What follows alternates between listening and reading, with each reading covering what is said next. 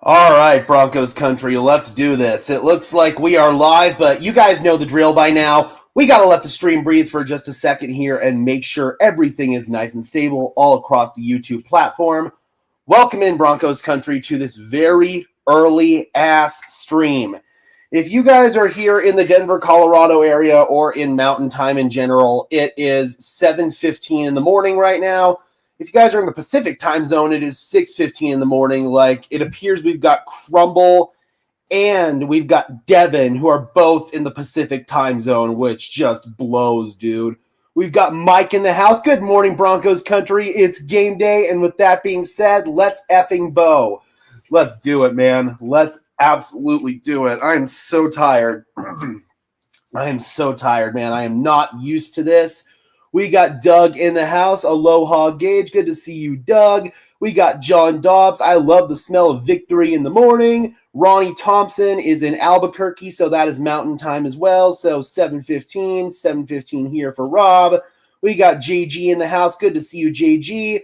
We got Guillermo in the house saying here from Monterey. That's awesome. That is absolutely awesome. What time is it in Monterey? Is that Central Time Zone? So probably 8:15 in the morning there.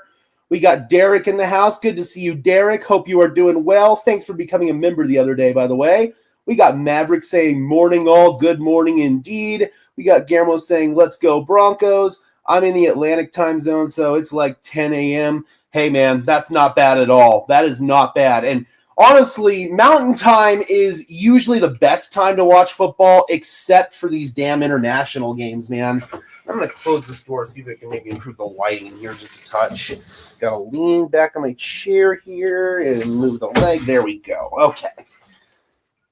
Yeah, no, it's just bright as hell in here. It's early in the morning. There's no natural light that's really coming in at this time of the day.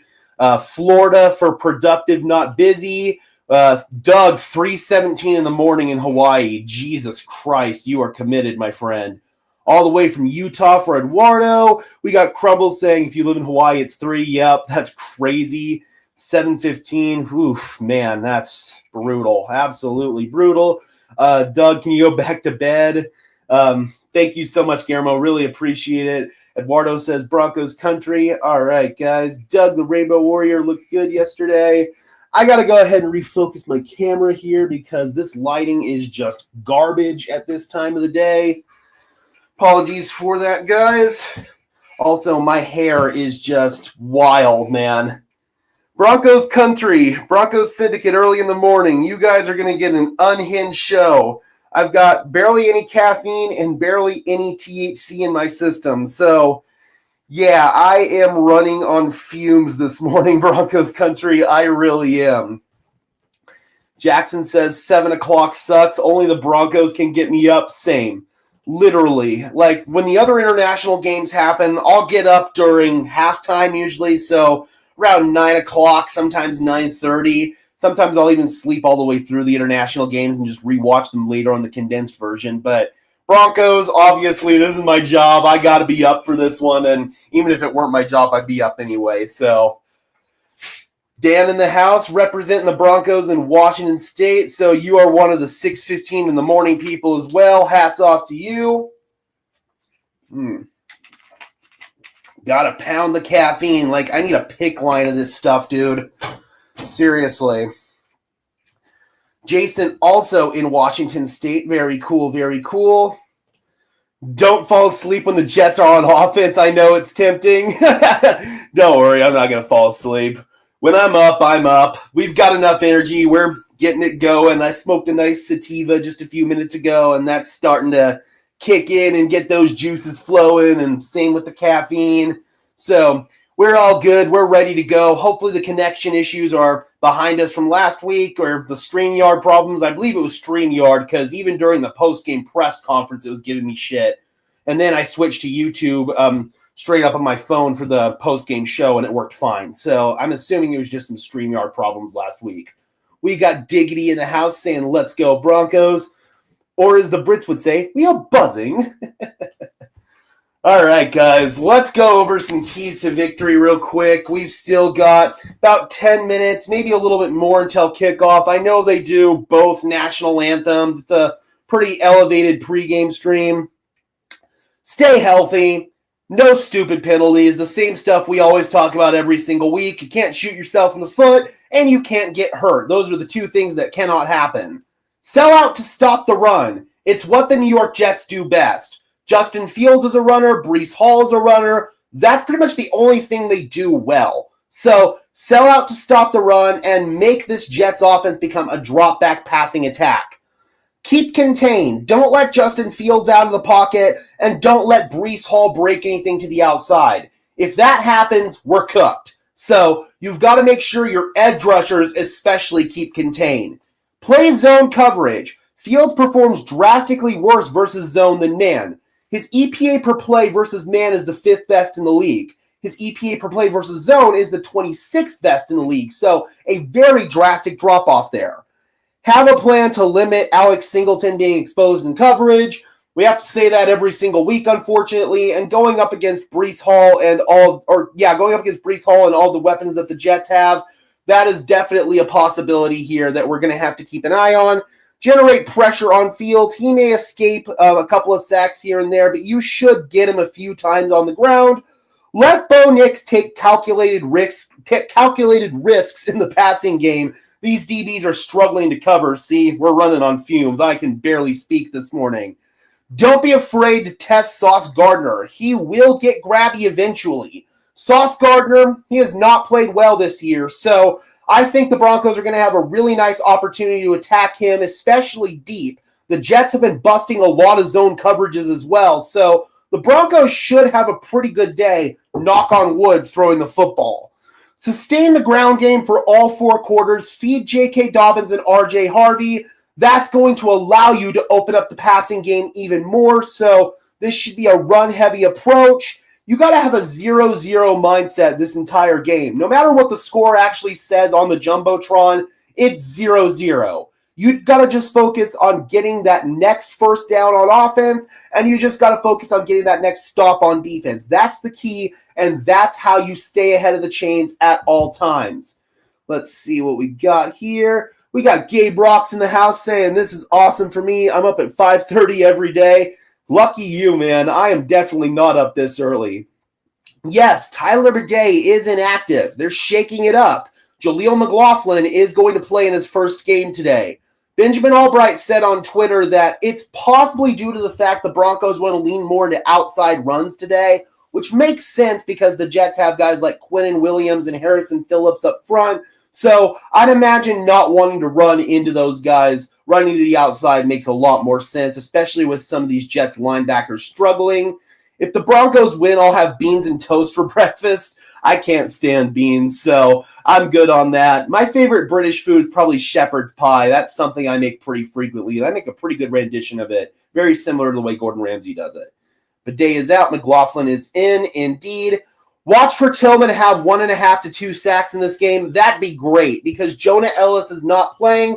Q Robinson is also in line to make his NFL debut today. Just like Jason is saying, he's very excited to see Q Robinson. So he's probably going to have some really explosive plays just because he's an explosive player, but he's raw out there, Q Robinson is. He doesn't have a whole lot of moves in his tool belt. He's just a straight line speed rusher right now. So we'll see what he does out there. He's going to probably look like he's playing with his hair on fire, but he's going to miss a few plays as well if I'm basing it off of what we saw in training camp in the preseason.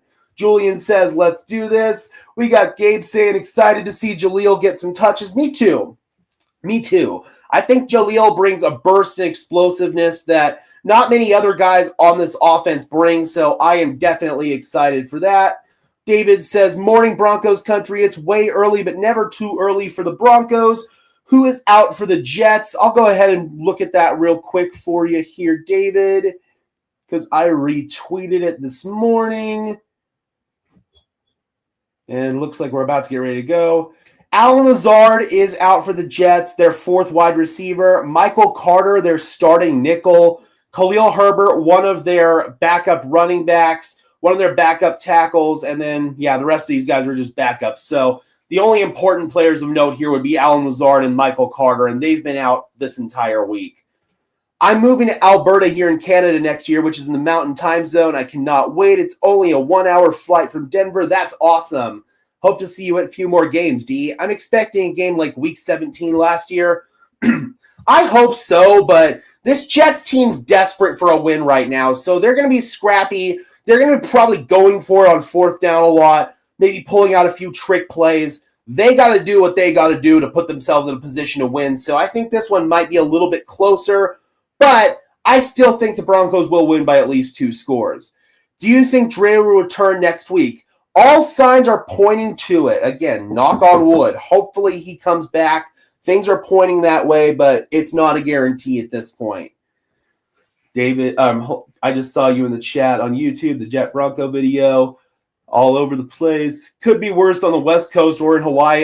Yeah, that would be terrible. And we got a few people in the West Coast and in Hawaii here in the chat, and hats off to you guys. I wouldn't be able to get up that early. I mean, I would for the Broncos, but that's the only reason. Sick, Maverick. Hope to see you out there, man. Let me know like where you are early on, like during the pregame and stuff, and we can link up. There's Justin Fields on the sideline. Looks like he's massaging his hamstring with the little massage gun thing. So I don't know if those are just preventative measures or if he's cramping up or something like that. That might be something to keep an eye on. My prediction is Denver wins 63-16. That'd be sick. That'd be absolutely sick. But why not go for one more touchdown? Try to put up that 70 burger. All right, looks like they're doing the national anthems right now, both the U.S. and the British national anthem. Sounds good, Maverick. Sounds good. Denver is receiving. A very interesting wrinkle there. They received last week as well, so hopefully they can go down and put some points on the board early. Do you think the Broncos should run up the score? Hey, man, we got to be in position to run up the score, and I'm not going to say that they're going to be in that position, or at least I'm not going to guarantee it. If they are, great. We'll see at that point, but as of right now, man, I'm just worried about trying to get a dub today. D-Rock, good to see you, man. Hope you are doing well. Bronco fan says we better not lose this game. If the Broncos lose this game, we've got some serious problems we've got to discuss, but we should win. This Jets team is just not good, man. They really aren't. You look at them on film, they're fourth quarter merchants. They run up all their numbers in the fourth quarter, especially when they're down by multiple scores, which they have been in every fourth quarter except for 1 or 2 games this season. And just like Gabe points out here, we have always beat the teams we should beat under Peyton. I'm hoping that holds true today, but again, man, we got to be on our P's and Q's for all 4 quarters. Don't risk injury by running up the score. Just win and get out. Absolutely. I don't care how we get it done. Any of these London games, man, as long as you just find a way to get the job done, that's all that matters at the end of the day. Jets defense is leaky. They really are, man. We talked about that in the game preview that we put out yesterday. They've got some problems in the secondary. They bust coverages. They can't tackle. So we'll see what happens, man. I want to make sure that this connection is nice and stable here. Yes, indeed. That's why they didn't trade for Jerry Jeudy, because apparently his Madden rating was too low. Yes, indeed. That's why they didn't trade for Jerry Jeudy. All right, looks like our connection is stable here. So hopefully it stays that way for all 60 minutes. And now it appears they are singing the British national anthem, God Save the King, formerly known as God Save the Queen. That's what I still know it as. Like, I'll never get used to God Save the King. And I'll never get used to Prince Charles being King Charles. He's still freaking Prince Charles, man. I almost had to put a quarter in the swear jar right there. Next game isn't going to be easy. We'll have jet lag from coming back. I know the Broncos are going to try to eliminate the jet lag at least as much as possible, but you can't completely eliminate it. It's going to be there. They have a good sports science team that's going to make sure that guys try to sleep on the plane or not sleep on the plane, whatever is going to be best for them to not have the jet lag. So I think the team has a good plan in place. We got Rich Eisen and Kurt Warner on the call today, so that should be a really nice call. Limit Hall and keep Fields in the pocket. Absolutely.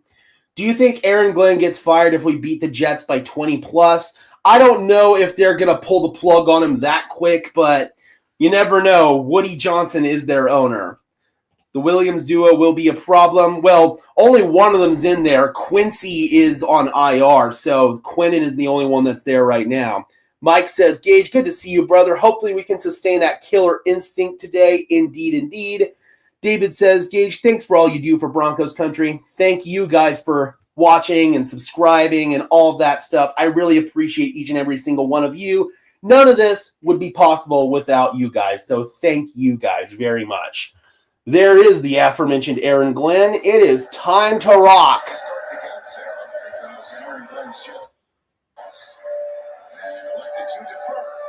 All right, Denver is indeed receiving. Sean Payton on the sideline, holding that big play sheet. We're ready to go, Broncos country, from London, England. Beautiful day there in London. It's sunny, 59 degrees. That's my kind of weather, man. Thank you so much, G. Appreciate you. Mountain Dew funds. I've mostly switched to Diet Coke now, but I might have to get a Mountain Dew after this game, depending on how things go. It's time to QQ. I love it. It begins. Let's go. Nick Folk, 18-year veteran, set to kick off in his second stint with the New York Jets.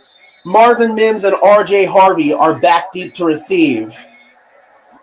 Nick Folk takes some steps back. Runs up on it, swings the leg, and we are underway from London. On the return, it's going to be Marvin Mims, and Mims tries to circle and runs into a Jet at about the 21-yard line, and that's where the Denver Broncos will begin. Jets are fired up after that tackle. And here comes Bo Nix and this Broncos offense. Kind of a struggle in the first three quarters for the Broncos offense, but in the fourth quarter they really turned it on last week in Philadelphia, and it allowed them to get the victory. Let's see what they are able to do today. Yeah, that was a weird camera angle for a kickoff. That really was. All right. I formation. Now Nate Atkins goes all the way out to the left side. Nix is under center. They're going to toss it here to J.K. Dobbins and tries to turn the corner. Only gains a half yard. So Benjamin Albright said that they were going to probably emphasize the outside rushing game today. So I would believe that we're going to see a lot more of those toss plays and stuff like that. Gage, we agree on some and disagree on the rest. What we can agree on is this. Let's win this thing big. Damn straight, Rich A. Damn straight.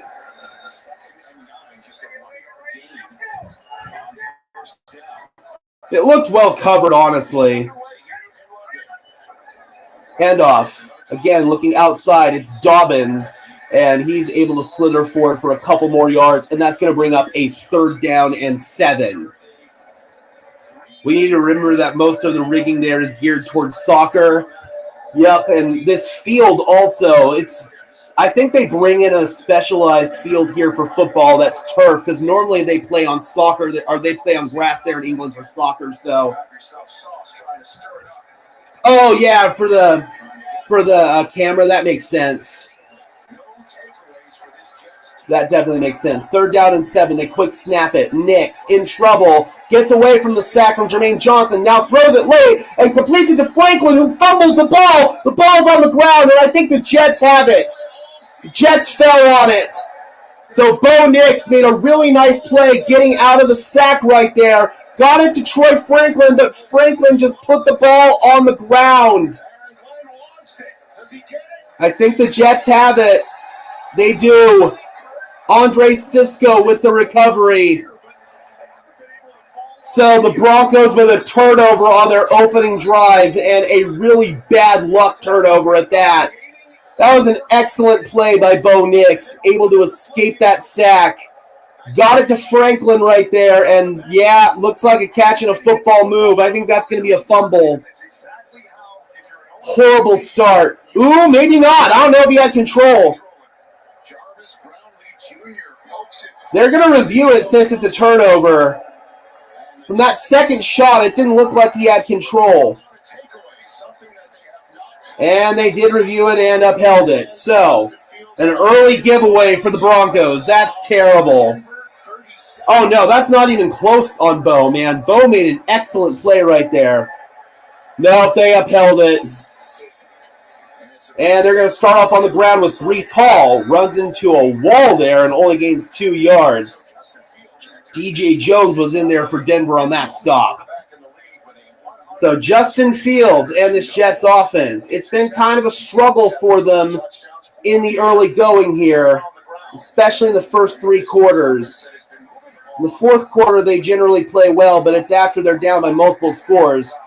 Here on their first possession, they get really favorable field position. It's now 2nd down and 8 from the Denver 35. And that's a false start. False start, Joe Tippmann, right guard. Land Clark is our referee today. Yeah, that was a terrible play by Franklin, man. Absolutely terrible. Yep, Tippmann moved early right there.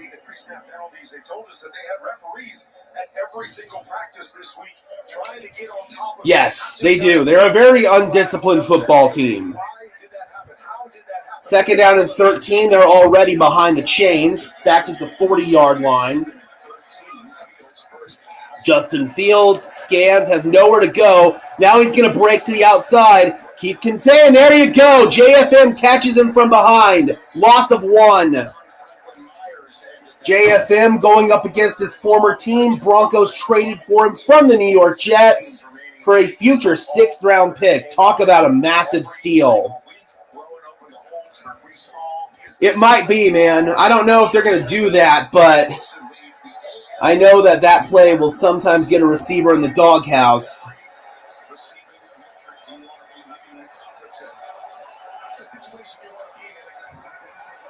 Absolutely, Rich A. Absolutely. And Justin Fields and the offense take advantage of it. Fields stepping up. Oh, almost got caught by Zach Allen. Now he tries to make a move, and he is caught after a gain of about 5. 4th down, and the Jets will kick a field goal with Nick Folk. Jaquan McMillan was the one able to clean him up there. Yep, Zach Allen almost had him in the backfield right there, able to make a move on him. Alex Singleton looked like he was kind of out of position on that one, but Jaquan McMillan able to clean it up. 4th down, and yep, here's one of those weird angles again for the camera on the field goal. 52-yard try for Nick Folk, right down the middle, and the New York Jets take a 3-0 lead, cashing in on that Troy Franklin turnover. So, good stop by the Denver Broncos, but Troy Franklin putting that one on the ground.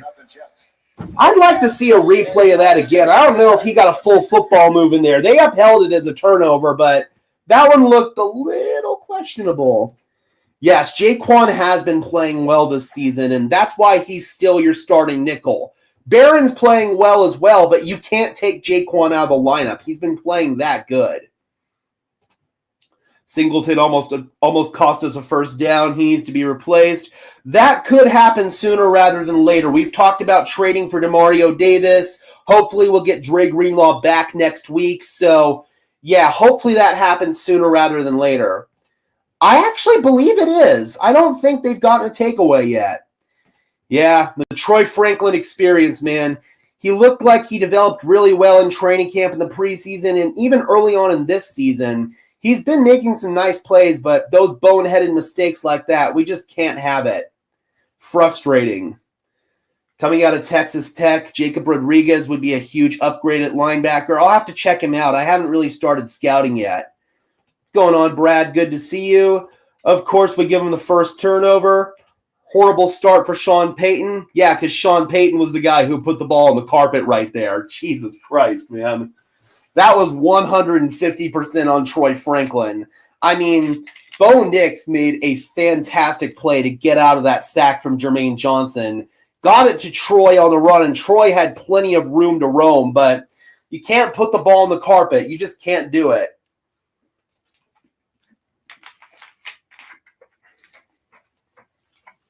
Yep, only 3. This Broncos defense, they're good at getting stops, man. They really are, especially near the red zone or in the red zone. That one was not quite near the red zone. They started at, I believe, the 35-yard line, but still, that was a really nice stop right there for the Broncos. Yep, the turnovers cannot happen, especially against this team. Franklin held the ball away from his body. That's a Pop Warner move. You got to learn not to do that. Absolutely. Cannot do that crap. It could be if the Broncos don't play well, and that was not a good early start, but nice start from the defense right there, bailing us out and limiting them to only a field goal. I think we're about to find out really quick. If he's out here for this series, then he's going to keep playing. Otherwise, he might be in the doghouse. Mistakes happen. We can't be so quick to turn on players once we don't keep doing them. I mean, I agree. I definitely agree. But we'll see, man. How does Sean Payton want to approach this? Does he put Franklin back out there to boost his confidence, or does he bench him? We'll find out.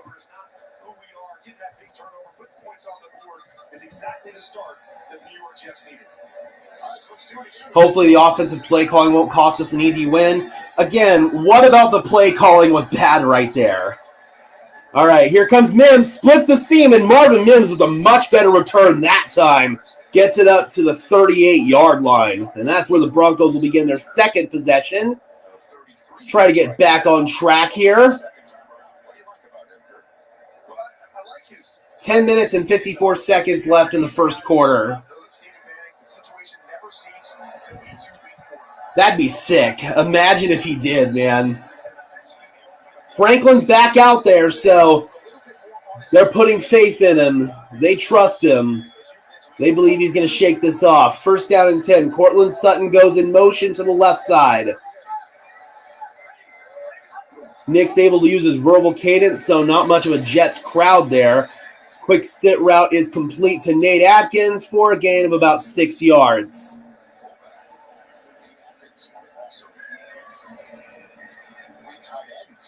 Second down and 4. Exactly. Hopefully that was just a wake-up call. I think they're going to try to get him the football here to boost his confidence back up. 11 personnel here with Ingram as the tight end. Second down and 4.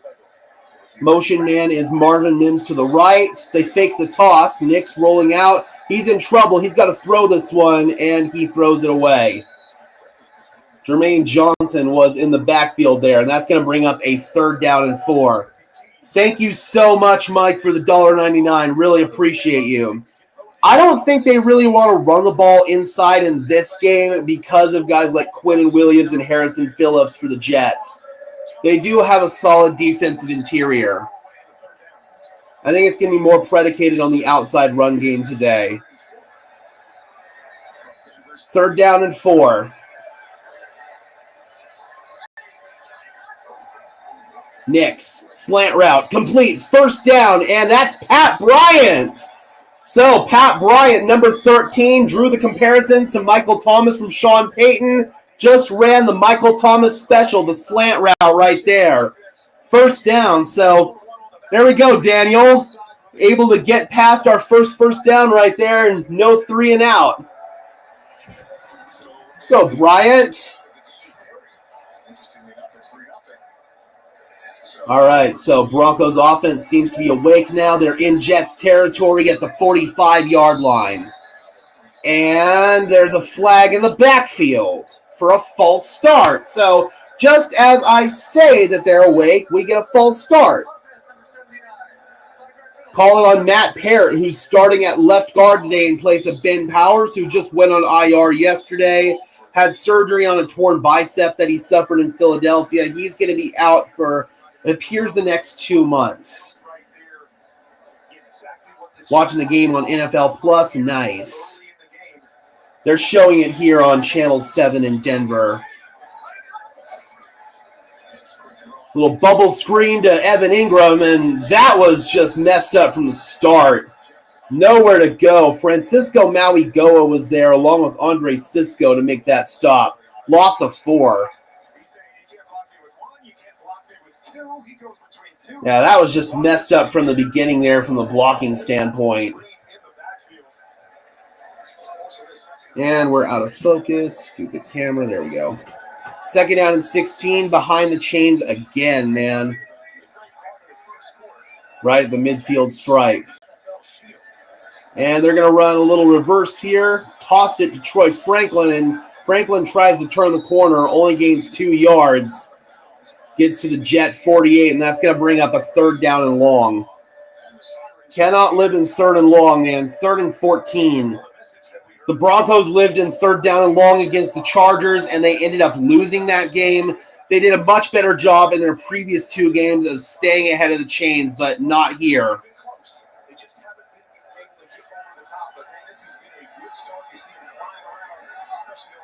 I imagine something conservative's coming here. Maybe try to get yourself in a position to go for it on 4th down. Nix. Rolling. Nix fires on the run and completes it to R.J. Harvey. Harvey gets inside the 40 to the 39, and you might be in a position to go for it on 4th down now, exactly like I talked about, because you were kind of in no man's land right there. Let's see what Sean Payton wants to do. It's 4th and 5. Looks like they're going to punt. For the Denver Broncos. Good job just playing the game there by Bo Nix. You're in a 3rd and long situation. You don't have to try to take the shot. Oh, no, they're going long field goal. Will Lutz, let's see, what is this going to be? 57 yards. Try to tie this game. Will Lutz, a little shaky from this distance. Jeremy Crawshaw will hold it. Ferboni will snap it. Good job getting that one down. And Lutz able to knock it through. It curved in.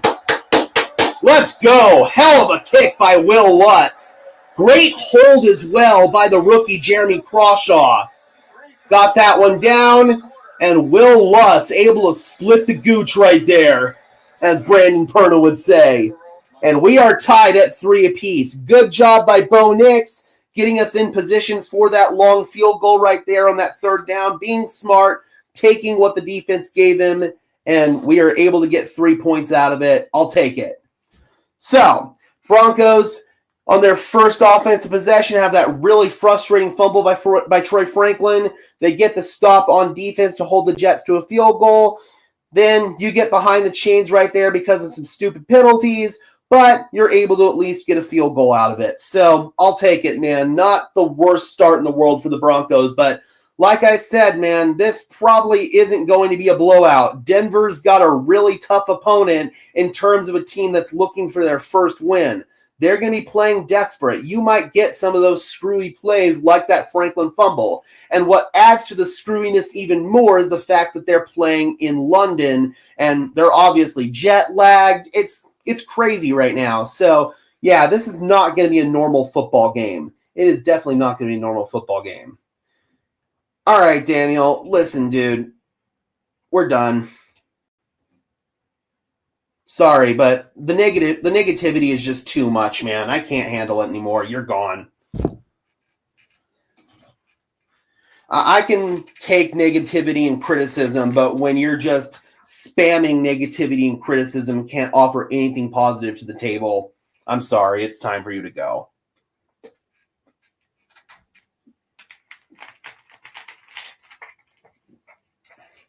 Exactly, Mike. A team is most dangerous when the wall is against their back, when the back's against their wall. when their back is against the wall. God, man, I need more caffeine. It is way too early in the morning for a football game. 7:50 a.m. What's going on, Rasta Boss? Good to see you. Hope you are doing well. Clickbait. If you know, you know. That's an OG viewer right there. I mean, he's been here quite a bit, but he never says anything positive. He always complained about going 3 and out. Like, he never brought anything positive to the conversation. So, yeah, man. I'll put up with it to a certain extent, but if you're just a complete negative Nelly that's not going to bring anything positive to the table, you're out. All right, so not a bad drive right there, especially considering you got backed up thanks to a penalty. 350 in Nanakuli. I'm not sure where that is. Is that Hawaii? There's Kaneda Wongwu on the return. Oh, he broke out of it. Shit! Kaneda Wongwu on the return. Big burst. And once again, the New York Jets offense is going to have really good starting field position. It looked like they bottled him up, but he broke out of the tackle. So the Broncos not playing well on special teams, man. You give up a big return. You had a bad return to start off. You had him wrapped up. He was wrapped up. Oh, that's on Tillman, dude. You've got to wrap him up. Will Lutz isn't going to catch him. Finally, he gets run out of bounds. That is terrible tackling on special teams. And the New York Jets starting off at the Denver 24. That's ridiculous. Toss, Breece Hall. He's got nowhere to go, and he's popped in the backfield. Loss of one, Riley Moss. Dude, what kind of freaking coverage was that? That tackling was terrible. Absolutely terrible. It does indeed. It does indeed. It might be up there. I know I think he's got a 58-yarder on his career in New Orleans. It was a game winner, I want to say, against the Texans in 2018. Someone fact check me on that. Oh, they're well in field goal range, Kim. 2nd and 12. Handoff to Hall. And he's caught that time by Nick Benito after a gain of about 4. 6 minutes and counting in the first quarter, and that's going to bring up a 3rd down and 8. Facts, Gabe. Facts. This team desperately misses Traymon Smith.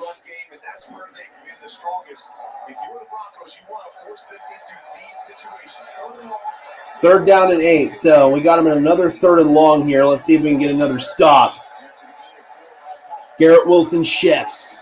Fields stepping up, tries to check it down and does, but met right away is the running back by Talanoa Hufanga. The pocket collapsed around Fields. He checked it down to the back. Nowhere to go, and the Broncos once again get another stop. It's going to be tough against this Denver defense. You see Nick Benito up at the top. Nick Benito almost got there. Zach Allen had the hit on Justin Fields. And Talanoa Hufanga, Johnny on the spot right there to meet the running back. And here's Nick Folk for another field goal try.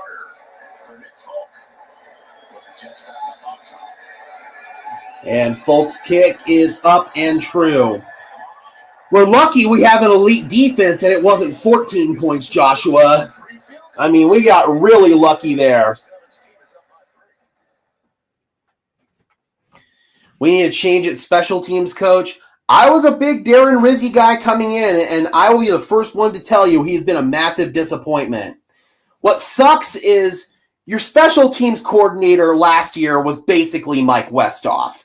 He had Ben Kotwika there, who was formerly the special teams coordinator, but that was just the formal title that he held. He wasn't actually the special teams coordinator. It was Mike Westhoff. And when Mike Westhoff got sick and had to leave the team, that's when our special teams started to go to hell. So it sucks. We had a special teams guru in the building, but his health failed him and he had to leave the team.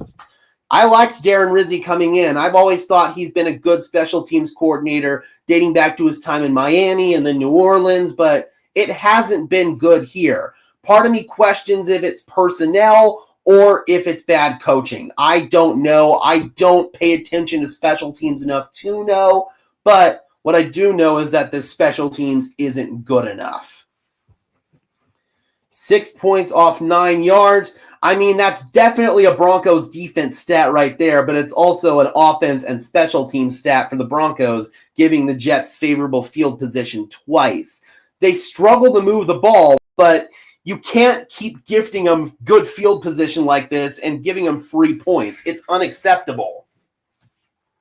It is absolutely unacceptable. If we had Greenlaw, Benito would be a sacking machine. Hell, Benito's a sacking machine now. I mean, the dude is getting home at an insane rate.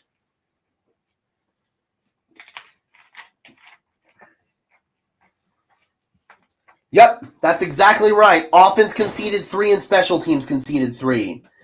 I can't stand Troy Franklin. He drops the ball a lot, and man, what a way to start the game. Yep, that was frustrating. Troy Franklin, he's played well, especially early on in the season, but these last couple of weeks, it's been pretty frustrating for him. Cannot put the ball on the carpet. You just cannot do it. So that play single-handedly cost the Broncos 3 points, and then giving up a big return. Again, we're lucky we've got an elite defense. It was close, Kim. It was close. Yep, agreed. The Broncos handed them those points. Adjust my bunny ears here. Oh, come on. Ready for that?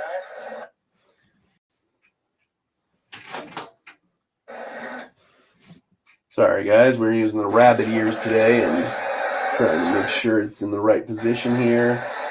On the return is Marvin Mims, and he gets it to about the 26. Come on, there we go. Come on. There we go. Jesus.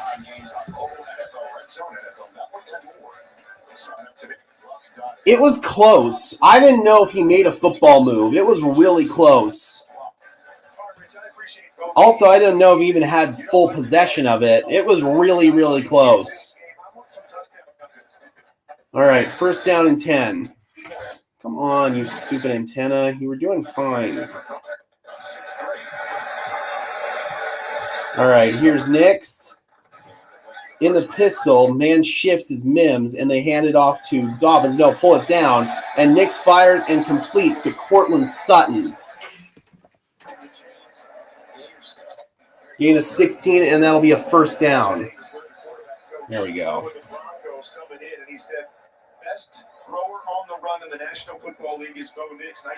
What do you think the announcers sound like there? I don't know. When was the last time the Broncos played a full 4 quarters of football? The Bengals game. They played a full 4 quarters in that game, I'd say. And we got a stoppage in play. Officials are discussing. Normally they work pretty well inside the closet.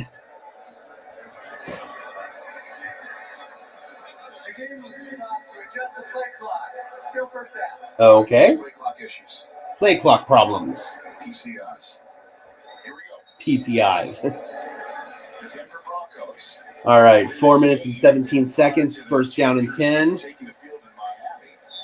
We had an explosive pass play to Cortland Sutton to start off this drive that we kind of missed thanks to my antenna.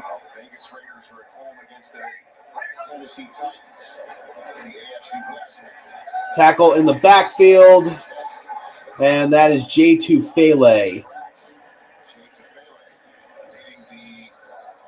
That was J.K. Dobbins on the handoff, loss of 1. Yeah, I've always had the most trouble with Channel 7, even dating back to the NBA Finals and stuff.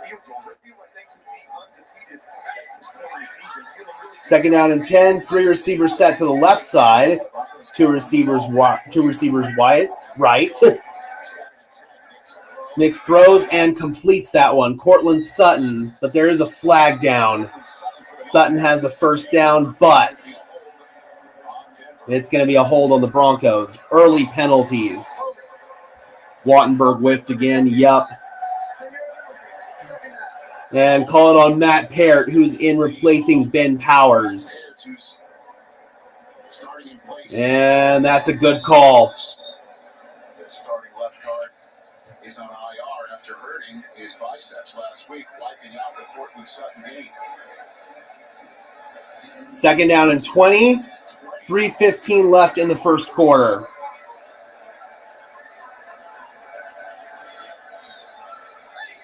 Nate Atkins shifts wide to the left, and they're going to set up a screen to Harvey.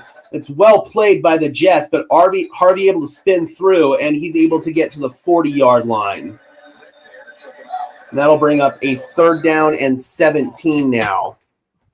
Can't have these 3rd and longs, man. You keep getting in 3rd and long.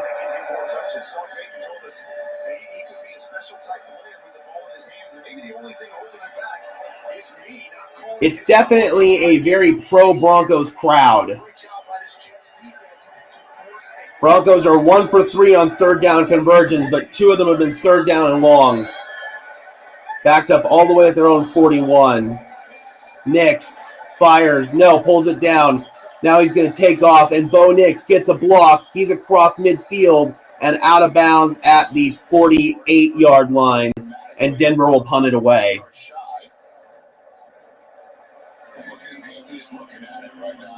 That looked like Nix was going to throw. Yep, he cocked it and then pulled it down. Then he took off to run. Got a block from Dobbins, but not enough to get close to the chains, and they will punt it away. Oh, 4th and 5. They're going for it. Interesting. 3 receivers in a bunch to the left side. They are going. Nix fires. Complete. 1st down. Evan Ingram. What a call by Sean Payton. Kind of in no man's land, too far from the field goal. Not in great position to punt, so he decides to roll the dice, and it pays off. Ingram just a little move inside and then cuts out. Really nice route and a 1st down. That's nice. Nix puts it right on the money.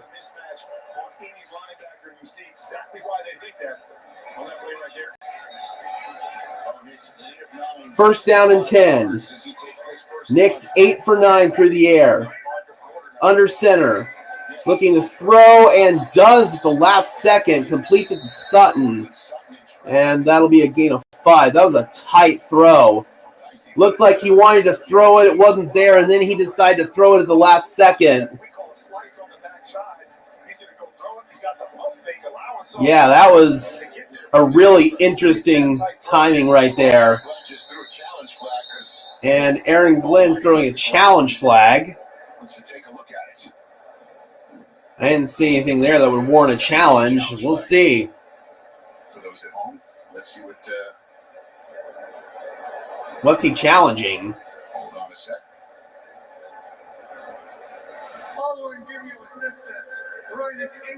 Okay. So they did an expedited review right there, or a replay assist.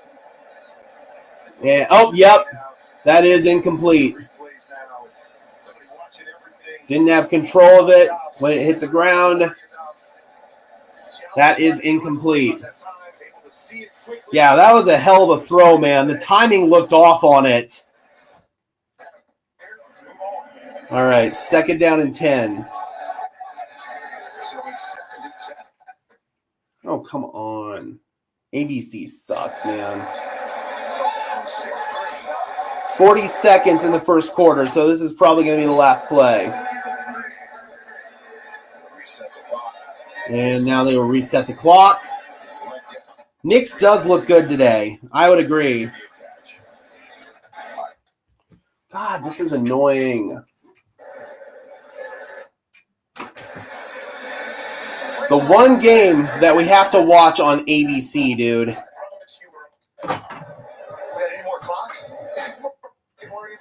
All right, they reset the clock to 1:03.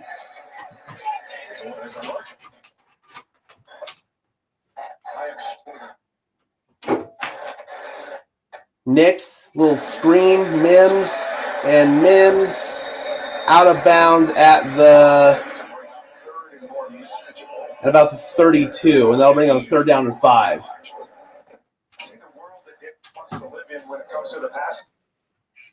Let's try that. Refs are slowing the game down. 4 p.m. in Germany. That's a reasonable time. Nix fires again, a strike. Evan Ingram and another 1st down for the Broncos. Bo Nix has been on the money. Gain of 16 on that play. Yep, Nix just gets around, or Ingram gets around the linebacker. Looked like a little stick nod, and Nix puts it right on the money. Evan Ingram, baby. We got 40 people in the house. Thank you guys so much for tuning in. I really appreciate it.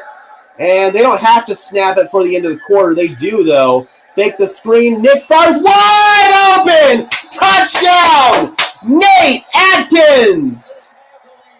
Let's go. And the Broncos take the lead. What a drive from Nix. Bo Nix was surgical on that one. Wide open, Nate Adkins. It looked like they were going to throw a screen right there. They bring Mims on a little orbit motion. Fake the screen to him, and wide open is Nate Adkins for the touchdown. Nobody near him. He got lost behind the defense right there, and Will Lutz, extra point is good, and the Denver Broncos take a 10-6 lead. By the way, let's go ahead and bring in our scoreboard here. Let's go, baby.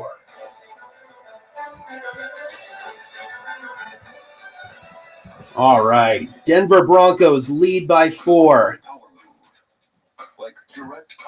All right, guys. I'm going to go ahead and do a quick reset on my connection here just because we are at commercial break and it's a good time to do so. We're going to drop for about 30 seconds, and then I'm going to come back. You guys know what we got to do because we're going on our phone. By the next stream, I should have a new laptop, so we shouldn't have to do this anymore, but here we go.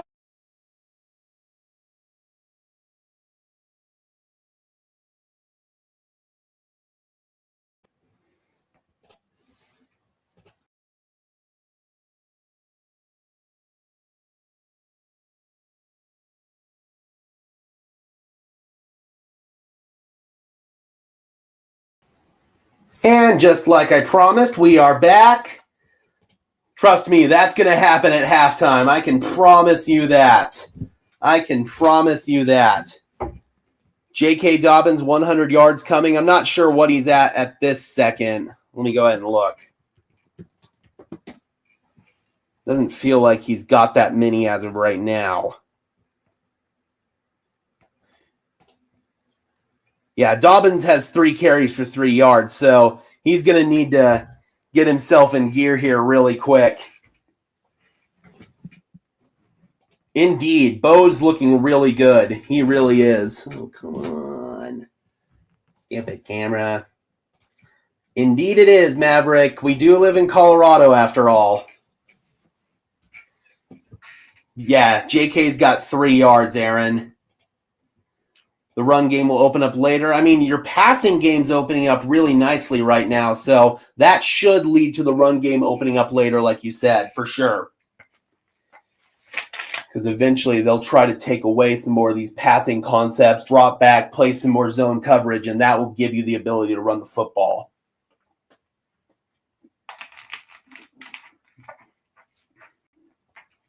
Now, can special teams stop the return? That's the big question. And remember, guys, Chris Banjo is the Jets special teams coordinator. He was the assistant special teams coordinator here last year. So this is a bit of a revenge game for Banjo. That little post right there from Sutton, and then a wheel route from Nate Adkins. That's called a peel concept at the NFL level. That's at least what I know it as. Wide open. Too easy. Well executed. Have a little fake screen on top of it for some window dressing. That was a great play call by Sean Payton.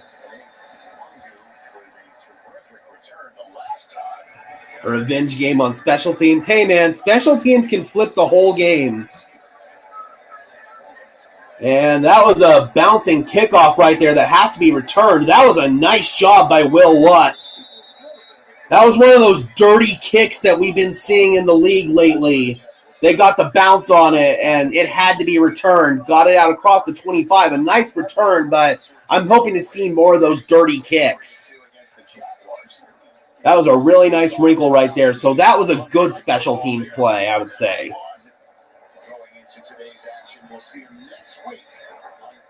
All right, 1st down and 10. Jets start at their own 26. Tight end goes in motion. Fields looking in the flat, and that is the tight end. That's Mason Taylor out of LSU. Excellent rally and tackle right there by Talanoa Hufanga to limit him to a short gain. They're going to give him 2 yards on that. 2nd down and 8. Great tackle by Hufanga. He's been awesome this year. He really has. Hufanga and Dobbins have been the Broncos' 2 best free agent signings to this point. 2nd and 8 now from their own 28. Fields is under center. He cans it at the line of scrimmage. Denver's got 5 down linemen. Alex Singleton fires in the gap, and he fires into the wrong gap. Breece Hall able to slither forward for a gain of about 3 yards. And that's going to bring up a 3rd down. 3rd down and 5. See if Denver can get off the field. This is the best field position that Denver's defense has had. There's VJ. I also wanted Taylor here.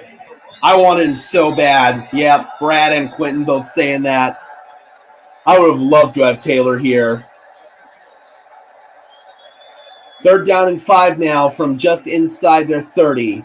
Fields looking, firing, going one-on-one against Moss, incomplete. Nice coverage. Looking for the running back, Smith. Really nice coverage. Or actually, that was number 82.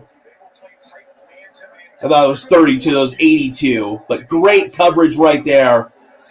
Riley Moss stayed with him in his hip pocket, stride for stride. I mean, the ball wasn't catchable. That was overthrown by Justin Fields, but that was really nice coverage right there by Moss.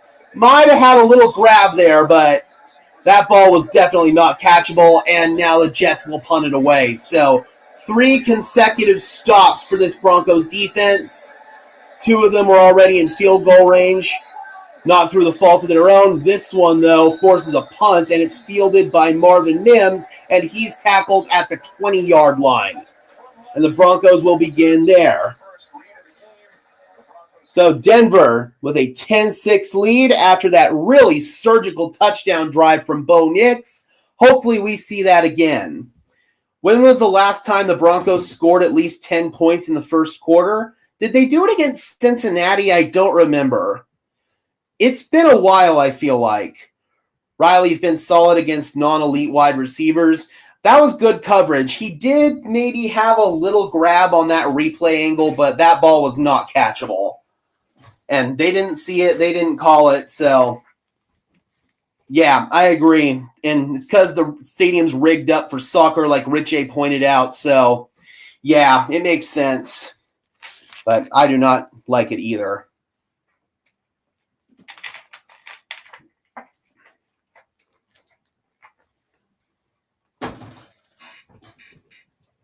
He's been contributing. He had a really nice 3rd down coverage rep in Philadelphia. But right now, Jaquan McMillan's been playing so well at nickel, you just can't take him out of the lineup, so they can only use Barron in certain situations. But trust me, they've got a long-term vision and a long-term plan for Barron. I don't think Jaquan's going to be here beyond this season, so yeah, we'll see.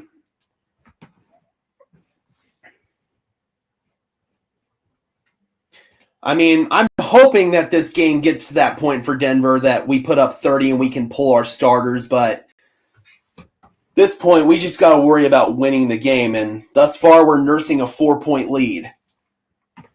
Exactly. We play till the game's over. It ain't over till the fat lady sings. This Broncos team has blown leads before. We cannot let that happen again. Again, guys, thank you so much for tuning in on this early morning stream here. Absolutely crazy that they have games start this early. Like, why not have the game kick off at like 5 o'clock in the evening London time? And it would be a much more reasonable kickoff time here in the States, especially Mountain Time. And for those of you in Pacific and Hawaii and all the other places you guys are, hats off to you again.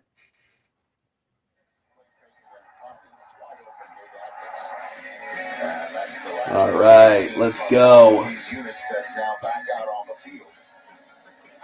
Broncos offense back on the field for their third possession. Oh, and I just realized that is not the fourth quarter. It is the second quarter. There we go. Knicks, play action, stepping up. He's going deep, looking long, and nothing there. Looking for Marvin Mims. He was double covered. 2nd and 10, and Knicks with a little wink there.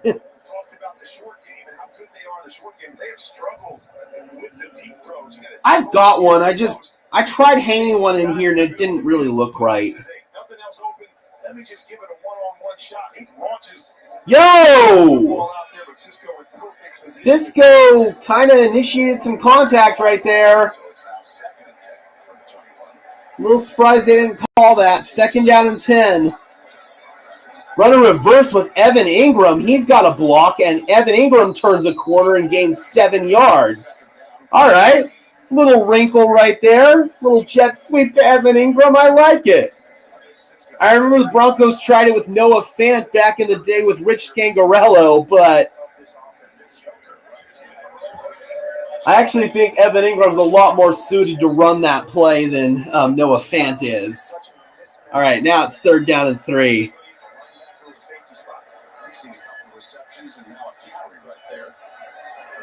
So they're finding different ways to get Ingram involved in this game. Nix fires underneath. It's Ingram again. He reaches against Cisco and has the first down. I don't know. That was a close one. That was a close one. Yeah, I like the creative ways that they're getting Ingram involved in this one, for sure.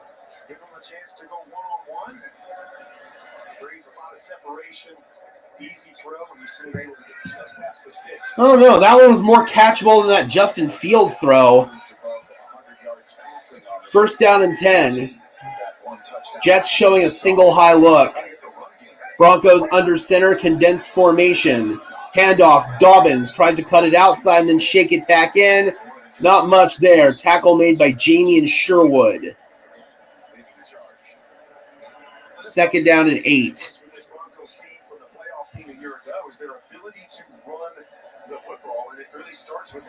We know one thing. Bo Nix has arm strength. He can throw it deep. Contrary to the popular narrative, Bo Nix can throw it deep. It may not always be on target, but he can throw a ball long. 2nd down and 8. Screen. Franklin gets some blocking in front from McGlinchey, and he turns the corner for a gain of 7. It's going to bring up a 3rd down and 1. 11 minutes left to go in the first half. And is that the injury whistle? Please tell me that's not the injury whistle.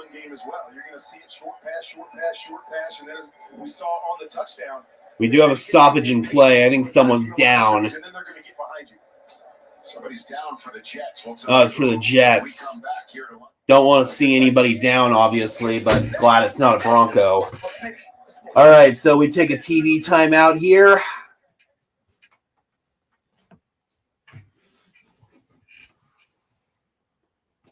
I think it's a little bit of both, Aaron. I mean, this Jets team does have some guys up front like Quinnen Williams, Harrison Phillips. So they do have some immovable pieces up there. But, yeah, Ben Powers was a big part of what the Broncos were doing in the run game. So not having him out there does sting.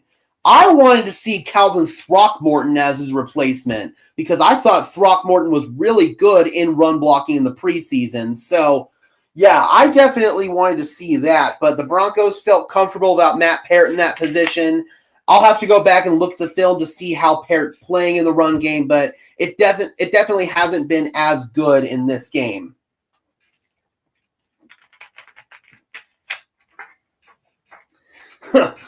That is true, Joe. That is true. Bill would be celebrating that. Those of you who don't know Bronco Bill over on the MHRT network, I am a part of a podcast there, actually the flagship podcast for that network, the 5280 podcast, every Tuesday at 7 p.m. Mountain Time. So if you guys have yet to check us out there, please do so. But Bill does another show there on that network, and yeah, he's like a diehard Broncos fan, but he can get a little crazy sometimes, and he'll cheer when other guys are down. Yeah, I'd like to see Throckmorton. I really would. Kind of surprised Javonte rushed for 160 on the Jets, and especially when you consider that the Cowboys had a bunch of backup offensive linemen in that game. So, yeah, man, maybe this Jets run defense isn't very good, and the Broncos are really struggling to run block without Ben Powers. I'll have to go back and look at the film to tell you for sure which one it is.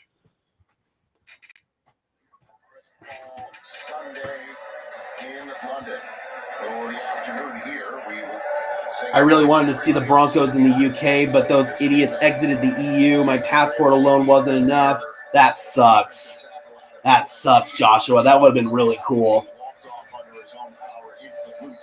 All right, so whoever the injured Jet was walked off, and he's in the blue tent. I didn't hear who it was. All right, 3rd down and 2. And now they're taking Will McDonald off. That's interesting.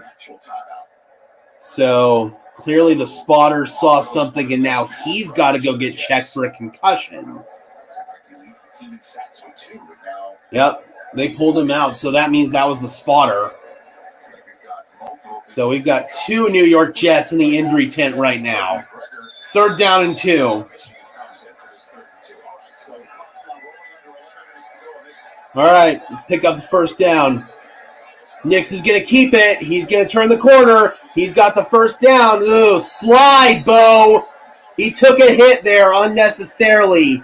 Get down. Just pick up the 1st down and then get the hell down, dude. I do not want to see my quarterback take a hit in the open field. Just simple zone read. Bo turns the corner right there, and looks like he actually initiated the contact, which I don't like. Do not do that, Bo. Just go down. Pick up the 1st down and hit the deck. Do not need to see you get hit.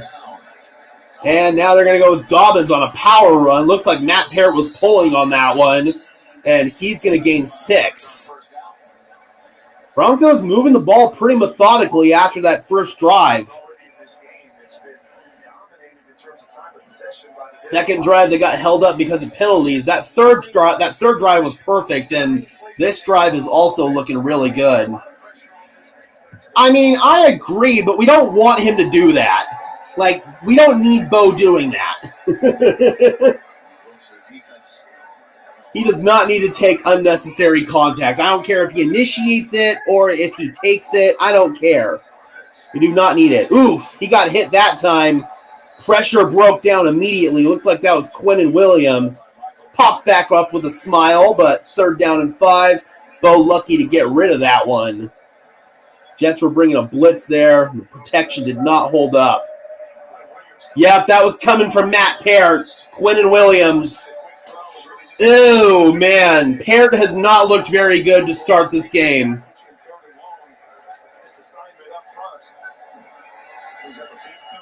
All right, 3rd down and 5. Broncos have been doing a pretty good job so far of staying ahead of the chains.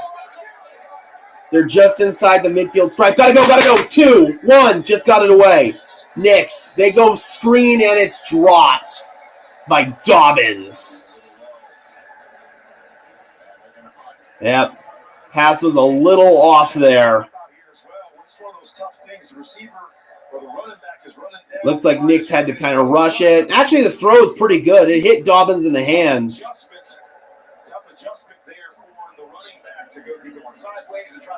Yeah, Nix was trying to make a check. It hit Dobbins in the hands, but I don't know if he would have picked up the 1st down. So now they're going to punt it away with Jeremy Crawshaw, see if he can pin the Jets back deep.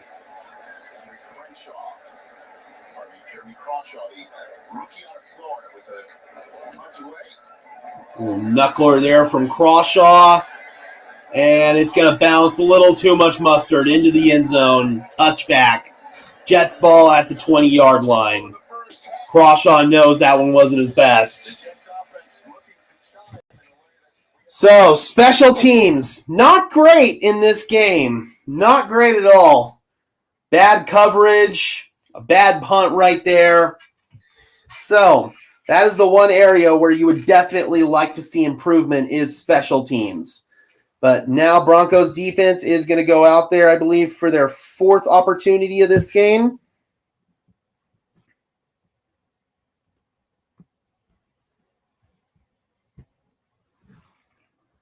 Yeah, Matt Parrott, man, that was not a great rep by him.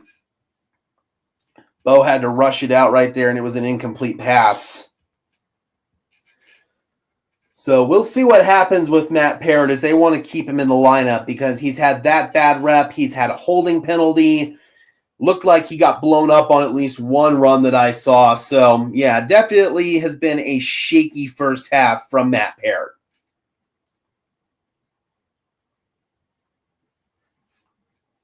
Maverick says Parrott ain't it. Yeah, he might not be. And at that rate, you'd have to turn to Throckmorton. And if Throckmorton doesn't work, then you might have to consider making an addition from somewhere outside.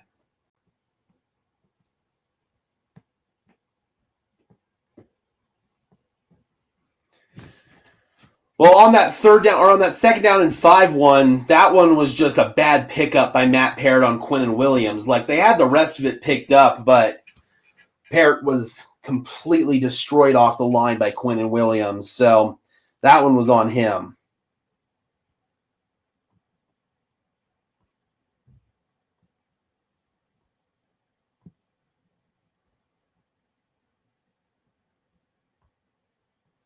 Yeah, the internet's saying the same thing I did about Bo Nix taking that hit in the open field or delivering that hit, whatever you want to call it. You just can't do that, man. You just cannot do it. Just get down and slide, man. Pick up the first down and get down. You do not need to take any unnecessary contact.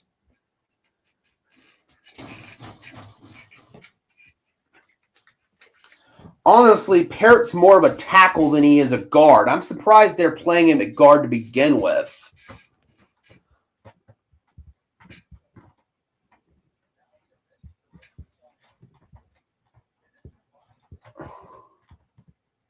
Oh, come on.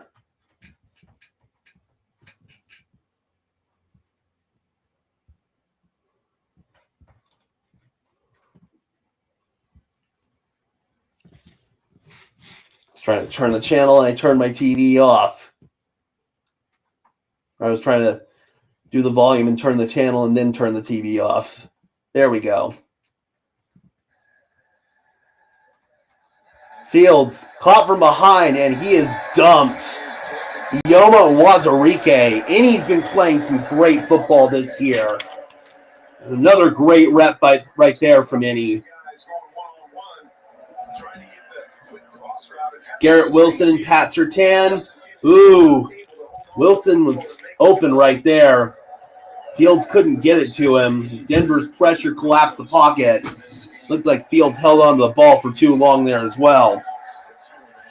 2nd and 15 now, backed up to the 15-yard line. Mason Taylor in motion. Fields comes underneath, and that was short. Looking for Wilson. That ball was like a yard in front of him. Not a good ball.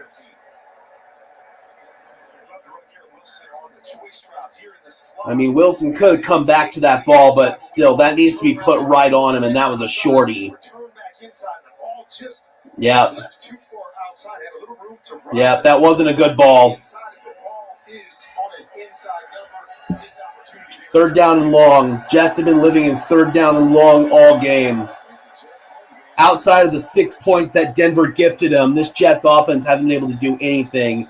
Meanwhile, Nick Bonito, he's offside.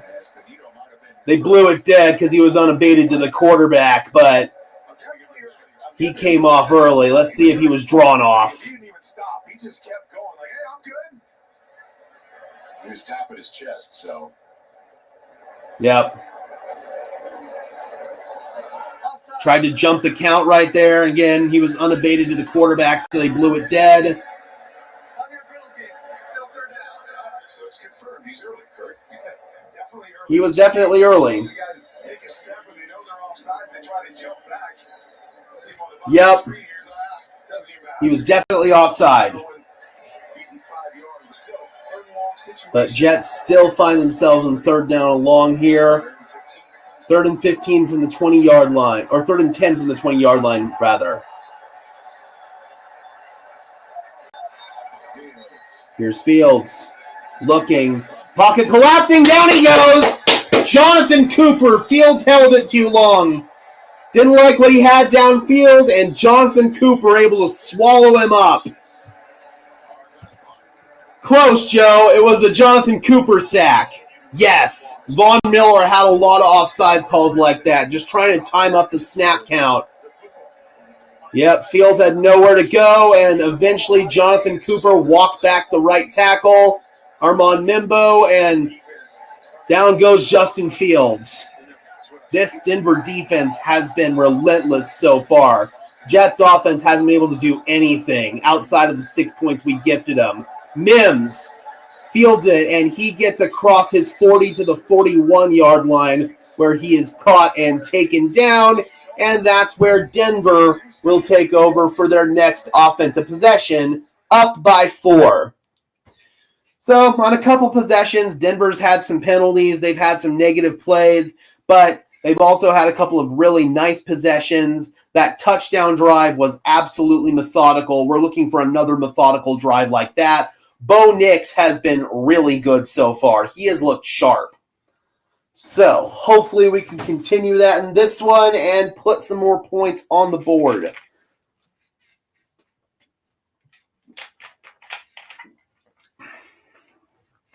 Let's go Broncos chants. Yes, it is definitely a pro-Broncos crowd there in London.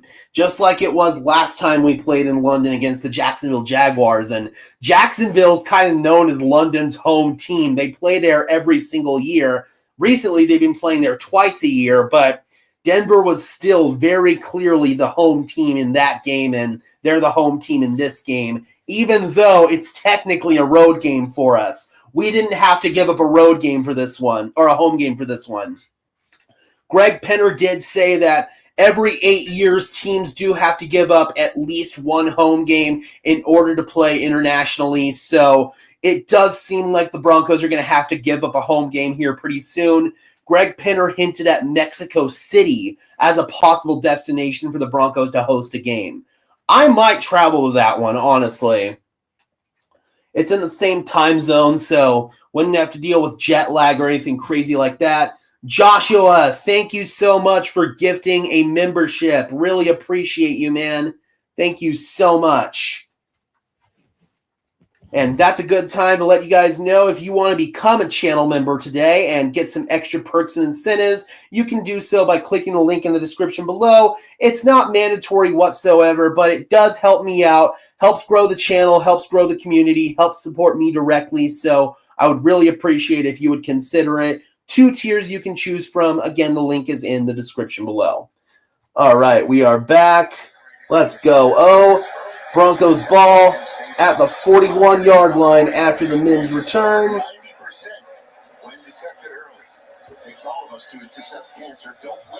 All right, so hopefully the Broncos can play good field position here for the rest of the way.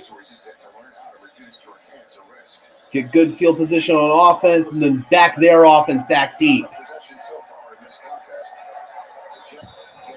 Yes, that's what you'll see at these games. All 32 teams are represented.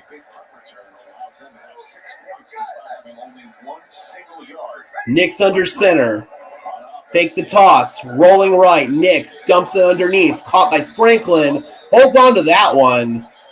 Able to knock himself out of bounds after a gain of 5.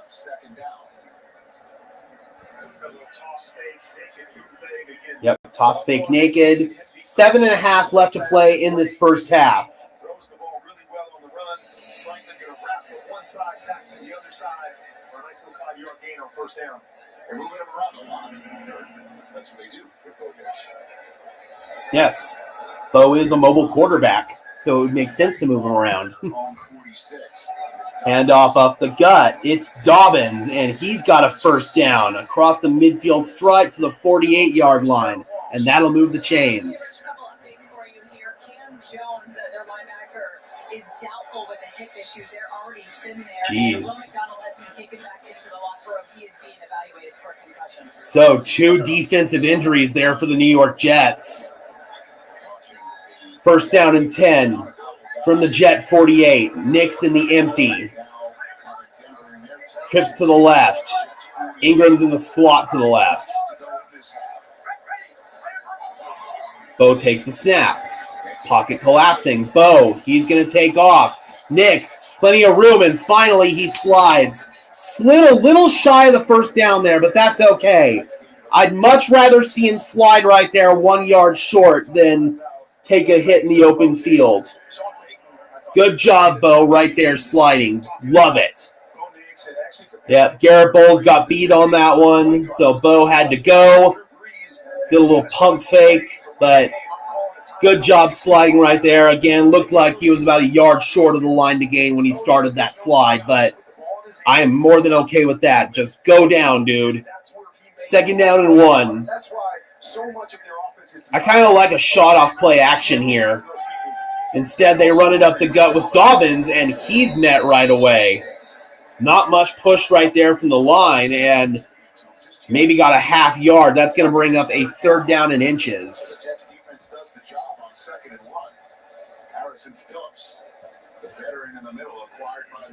Mike says keep the run game going.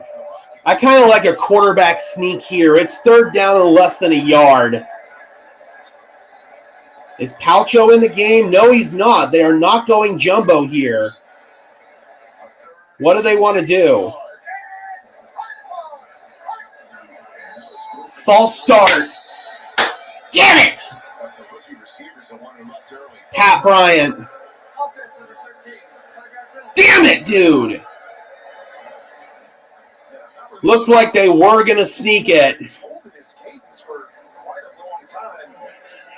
Yes, but that's the cadence they always use in a quarterback sneak situation. Ready, set, hut 1, hut 2, hut 3. They always use that same cadence. So that's not on Bo for holding the cadence. That's on Bryant for not knowing the cadence. So now it's third down and 6. Nix underneath. Oh, no problem. First down, crossing route. Troy Franklin, but there is laundry on the field. Franklin's inside the 20 to the 18, but we got to check the laundry.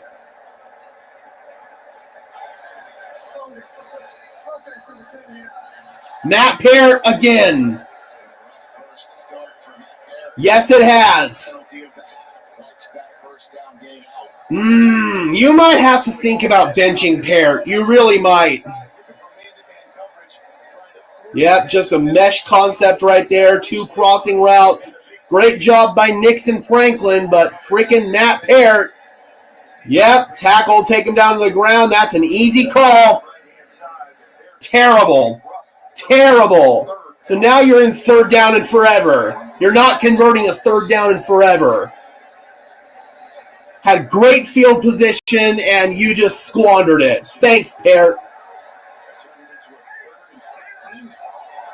3rd and 16. Nix checks it down. Little screen. It's Harvey. Harvey shake and bake, and he gets it to the 46-yard line. It's 4th and 7. You got a punt. Squandered drive, man. And Sean's not happy about something. I mean, I'd be mad at Bryant right there, and I'd be mad at Peart. We're getting pretty close to that point.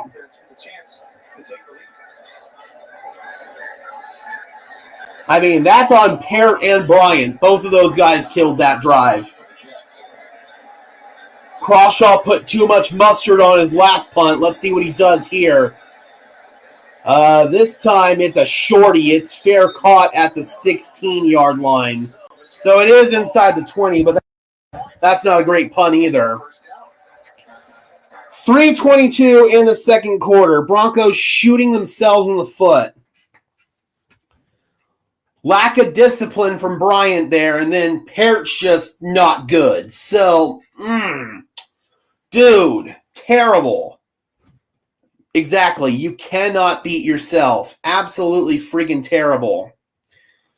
Bo leading the team in rushing is not a good look. That's on the offensive line. They're not run blocking well. It did until it didn't. Stupid, man. Self-inflicted wounds. Absolutely ridiculous. Yep, you have to convert inches and then move back, and then you got to punt. What a joke. I don't think they want to do that just because they want to run those jumbo formations, but we haven't even seen that today, so I don't know. Maybe they should try Palcho there. I think the guy they should put in there is Throckmorton. Throckmorton played really well in the preseason and training camp. I would much rather have him in there, honestly, but clearly the team's comfortable with Matt Parrott. I'm definitely not.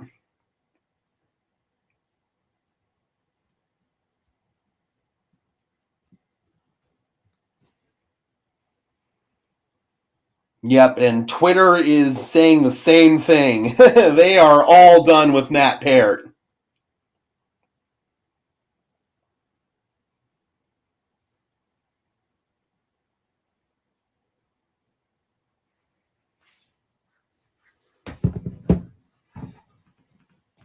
Throckmorton can't be any worse at this point. 4 penalties in 2 quarters. Plus, he's gotten his ass beat several times and has just been out of position. He gave up a quarterback hit there against Quinnen Williams. So, yeah, he's just been a borderline disaster at this point. But we can't absolve Bryant either. That was an egregious mental error on Pat Bryant to have the false start. You were going to get a quarterback sneak for a first down right there, and that false start backed you up, and then Matt Parrott backed you up even further.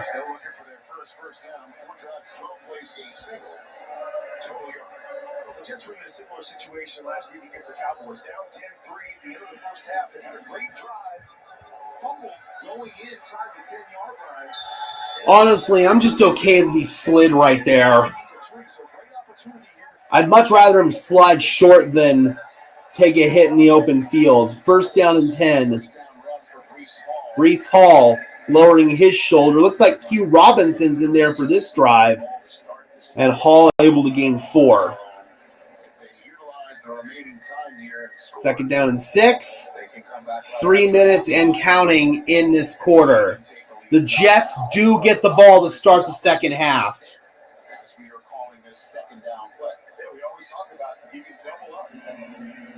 Last one to score at the end of the first half, first one to score the second half. Always something that you talk about as an offense, but you have to leave time on the clock. Yeah, if we hadn't had the false start, I feel like we wouldn't even be having that conversation. Handoff. It's the backup running back, number 32, and he gets nothing there. Alex Singleton was there on that stop. Isaiah Davis.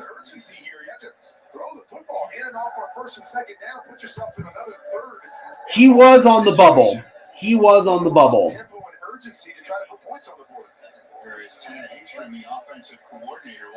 And Denver has called a timeout, trying to get the ball back. 2:32 is where the clock stopped. Third down and 6. He should be, but we'll see. Denver's probably going to have another possession here before halftime. We'll see who comes out at left guard. So it's a 10-6 lead for the Broncos. The Denver defense, which is yet to give up the first down, trying to get off the field. Hell, it could even be more than that. But Denver shot themselves in the foot. Fields low snap there. Fires and completes. First down. That's Josh Reynolds working on Riley Moss. So Reynolds' first catch against his old team. I don't know why Moss is playing off coverage right there. I mean, that's what the call was. I have no clue why you have Moss play off coverage right there. That doesn't make any sense. That just gave him a free first down. And that'll take us to the 2-minute warning. Why? urgency, Kurt. You got a first down. Baby steps. Yeah, that was the first down of the game for the New York Jets. Why are you playing off coverage right there? That doesn't make any sense. Like, why are you calling off? That press. It's third down. Press. Yeah, I don't get that one. I don't get that one at all. Just a reminder, guys, we are at the 2-minute warning. We will be going to intermission for halftime, so go to the bathroom, take a bong rip, get a drink, whatever you guys need to do, and we will be back for second half action. See, if it's third down and 7+, I'm okay with playing off. But when it's third down and 6, you need to press. There's all the difference in the world between a third down and 7 and a third down and 6. Third down and 6, it's a press man situation. Sometimes it's even a blitzing situation right there. Dropping back and playing soft zone and just giving him a free release off the line of scrimmage for an easy first down, that's passive defense. And anybody who's been a fan of this channel for a while knows that I loathe passive defense. I hate it so much. So, yeah, cannot have it. Cannot have it. That is an inexcusably bad call by Vance Joseph. Yeah. Film Twitter does not like the Jets play caller, Tanner Engstrand, their offensive coordinator. Run, pass, rinse, repeat. People think that's Sean Payton. If you want to see a bad play caller, this is it right here on full display for the New York Jets. Yes, they are. Yes, they are. Cannot have it. And this isn't the Jets playing well. It's the Broncos being stupid and shooting themselves in the foot. The Jets shouldn't have any points right now. This really should be like a 21-0 ball game. Maybe even more than that. But Denver shot themselves in the foot one too many times. Bo Nix, though, he's been playing really well. Oh, shit, it's gonna. Last night here in London, featuring some of the biggest creators, artists, and NFL legends. Watch all the action from last night's game in the full-on the NFL and Ghana YouTube channel. By the way, put it down behind. Yeah, you get lucky since you're in Europe. Lady wearing a Tupac shirt. So I guess you're I couldn't imagine getting up at 4 a.m. or the game going till midnight. Jesus. All right, it's Breece Hall. He turns the corner, and he's got a gain of 8. There was a Bronco in the backfield that could have made that tackle. The biggest thing when you get into a 2-minute drive is get the first down. Once you get that first down, now it's urgency. Now Call it 4, second down and 6. Clock stopped at 1:55. Denver's got 2 timeouts. The Jets have all 3 timeouts.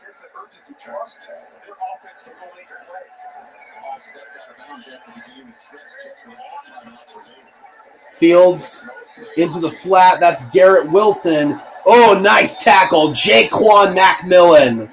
Wilson tried to turn the corner, and McMillan said, "Not today." Sean Payton's the one who's firing off that timeout now. And Sean Payton calls his second timeout. He wants to get the ball back.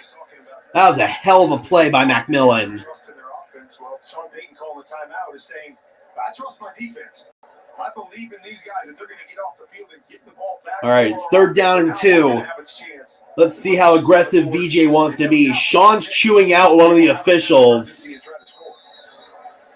doesn't like something he saw. He's giving one of the officials an earful. We let you know at this point. Alexis halftime show is coming up. First half recap. 8:49 a.m., man. Third down and 2. It's almost 4 o'clock in the afternoon there in London.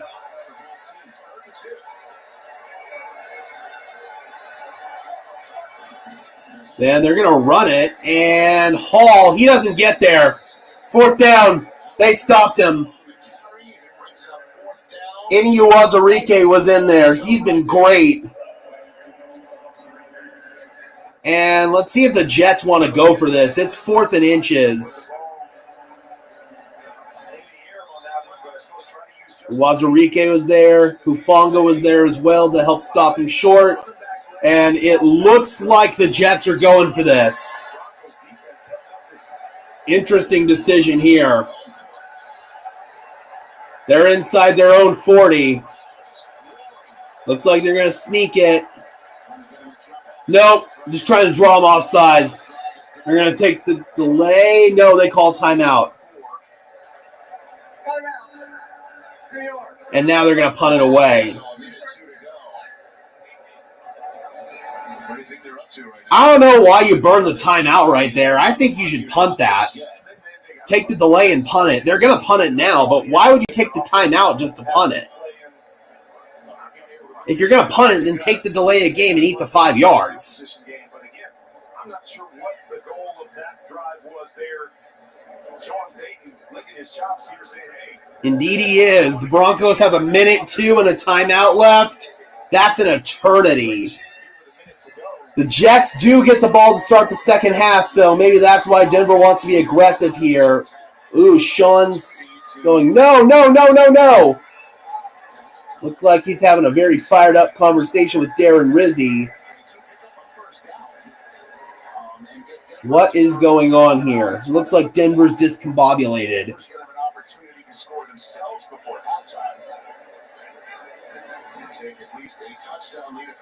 Sean and Rizzi are nervous about something. I can't tell what it is. Are they going to need to pop a timeout? Denver's discombobulated with their personnel. They might need to call a timeout. Fake punt. Did they get it? Denver's saying they stopped them. Jets are saying first down. They did a tush push. Aaron Glenn's coming out onto the field.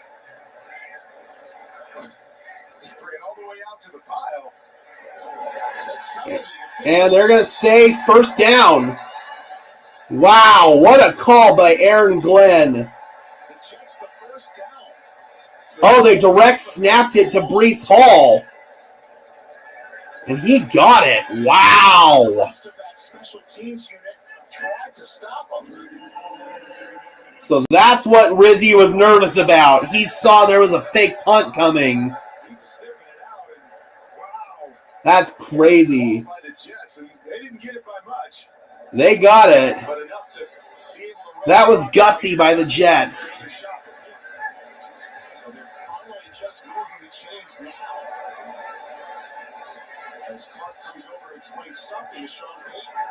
And now Sean Payton wants an explanation. He's chewing the ref out. He's asking, I think, if they reviewed it upstairs. And I'm assuming they did.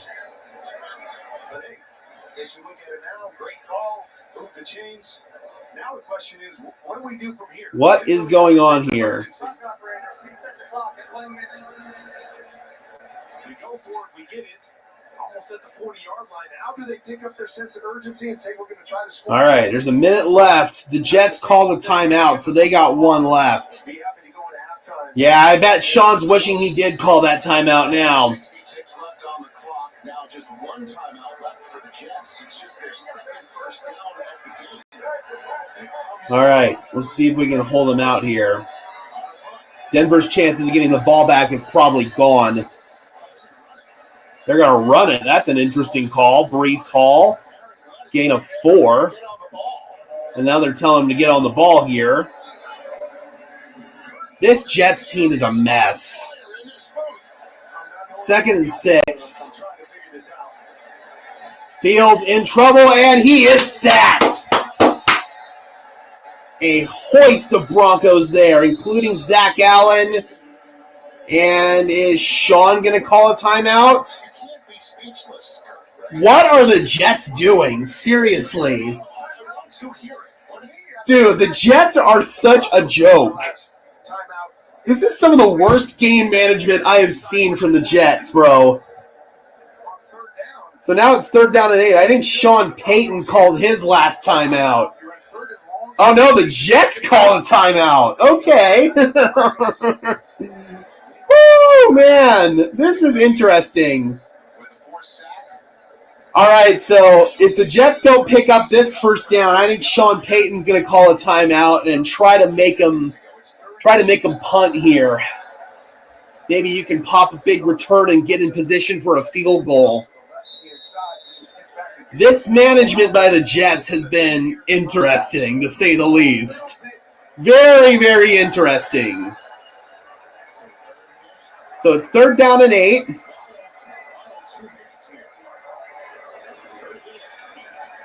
Fields guns it. Underneath, caught, and that is not going to be a first down. Josh Reynolds is tackled shy. 1 yard short. And the Jets don't have any timeouts. It's 4th down. The clock's running. Yes, David, I 100% think that. This clock's running. What are you friggin' doing? It's going to run out. The clock's going to run out. What are the Jets doing? And that's it. That's the end of the half. What was that? Alex Singleton loves it. What? What was that? What was that for the Jets, dude? Broncos country loves it. I love it. My God, the Jets are dumb. Okay, so now we're going to halftime intermission with the New York Jets just being absolutely stupid. Okay, that was just some of the worst game management I've ever seen. I'm going to reset the connection real quick, guys, before we go to halftime intermission. So we're going to drop for 30 seconds, and then we're going to come back, and then we're going to go to halftime intermission. What the hell are the Jets doing, dude? All right, we're going to drop right now, guys.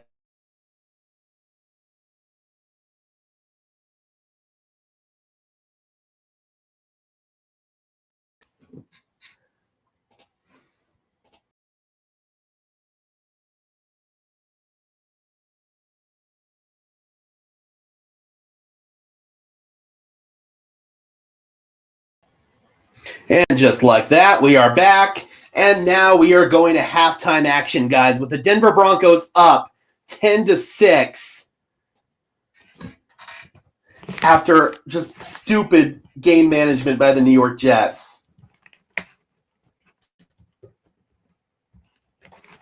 All right. Halftime, here we go.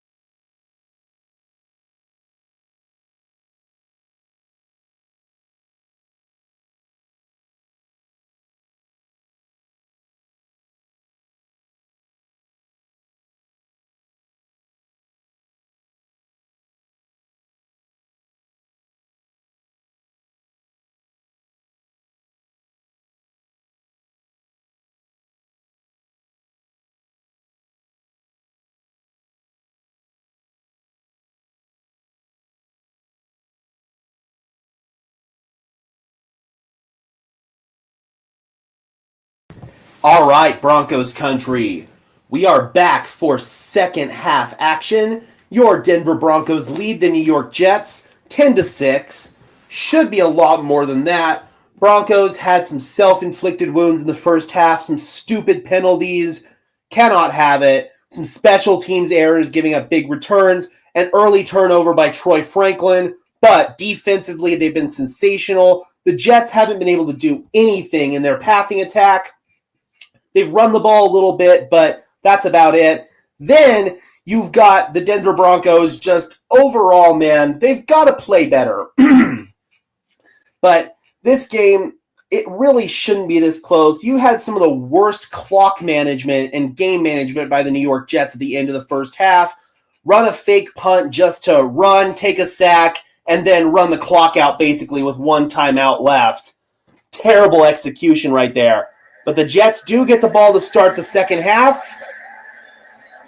Jeff says offense gets a D, defense A, special teams D.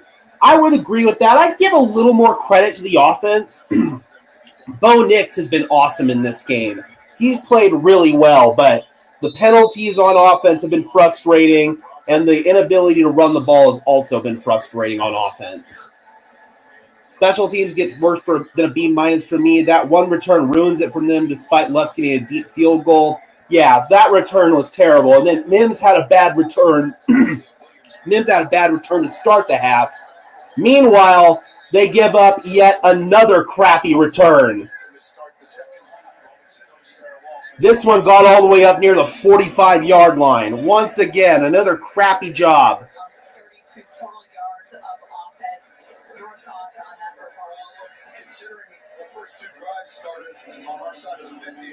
I mean, I don't think the Jets are going to do it, but they should. Excuse me, that bong rip got me. All right, first down and 10. They mark it at the 43. Huge return. Justin Fields is in trouble. He avoids Brandon Jones in the backfield, and Fields is able to take off for a gain of 8 yards to the midfield stripe. So we almost had Fields dead to rights in the backfield, but he was able to get out of it with his legs, and they're going to call it a gain of 6.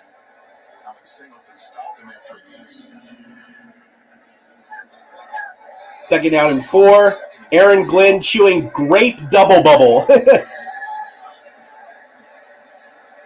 Fields is under center. Handoff. It's Breece Hall lowering his shoulder for the first down.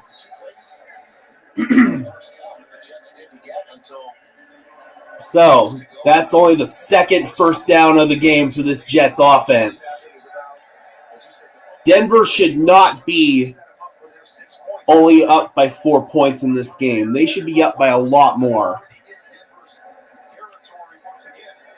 First down and 10. Brad says they're not firing Glenn even if they lose 100-6. I tend to agree, but you never know with Woody Johnson being your owner. Pitch it here to Hall. Nowhere to go. Great defense by Nick Benito.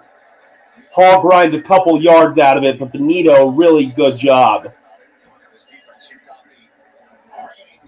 Exactly, Joe. Pat Bryant for the false start, and then Troy Franklin for the fumble.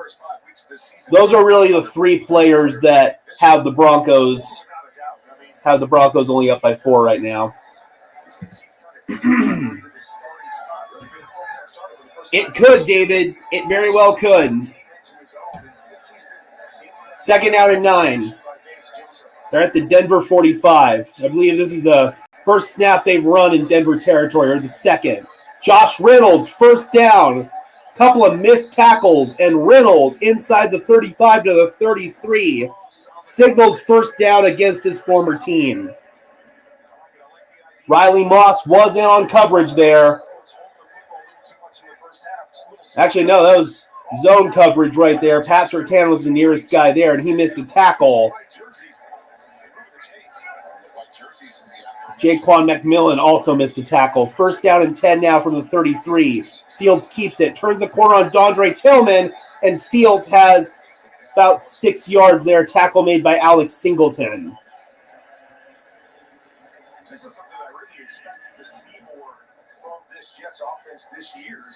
So it looks like they're trying to lean into the quarterback run game a little bit more. Parents cost us at least 6 points. Yep. Gave him 8 yards there. Second down and 2. Some power running. It's Breece Hall. Lowers his shoulder into Justin Sternad, and he's got a first down. So a really strong drive here for the New York Jets to start the half, and they've got an opportunity to take the lead. They were very conservative at the end of the first half. After that fake punt, they did nothing. Let's see if they get something here. First down and 10 from the Denver 22. Heavy formation to the right side. Hand it off to Davis, and he cuts to the left side. Stiff arms Riley Moss, and he gains column 2.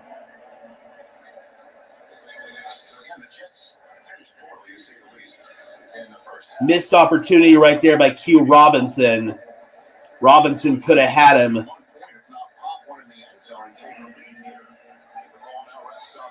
Second down and 8. Fields is under center. Play fake. Fields in trouble. Has to throw that one away. Took a hit on the release.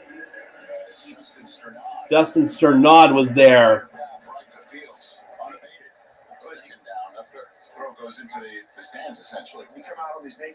That little naked boot played really well by Sternad. Popped Fields, and Fields had no choice but to just throw it away. Let's see if we can get another big stop here.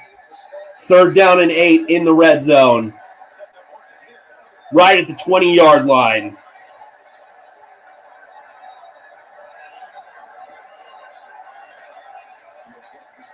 Fields rolling out left. There's going to be a flag for holding, and that pass is batted down, incomplete. That's going to be holding. That'll be declined. Fourth down. Denver gets a stop.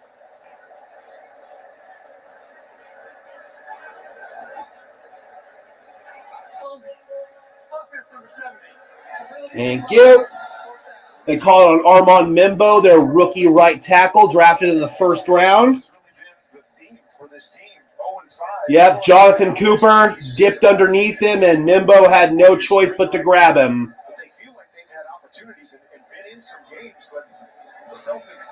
Here's Nick Folk to attempt the field goal. Try to cut the deficit to 1 for the New York Jets.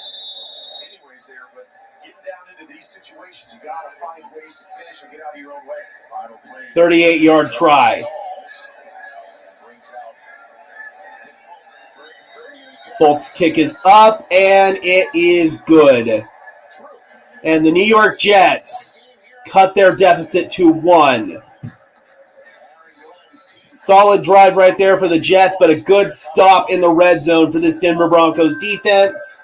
That's their specialty, man. They bend, but they don't break. They should be, D. They really should be, but too many self-inflicted wounds. Sounds good, David. See you after the game. And as usual, guys, we will be doing the press conferences before the post-game stream, and the post-game stream on the mobile did really well last time, so I'll probably just do the post-game stream on my phone once again. It worked out really, really well last time. Where's Hufanga? He's made a couple of plays today. All right, so once again, man, our defense bends, but they do not break. Got to go downfield. You've got a 1-point lead, so if you score a touchdown here, I would think about going for 2. Sean went for 2 last week. This one would put him up by 2 scores. So just something to think about. Should be up 27 minimum. I mean, it really feels like Denver's dominating this game, but they've shot themselves in the foot one too many times.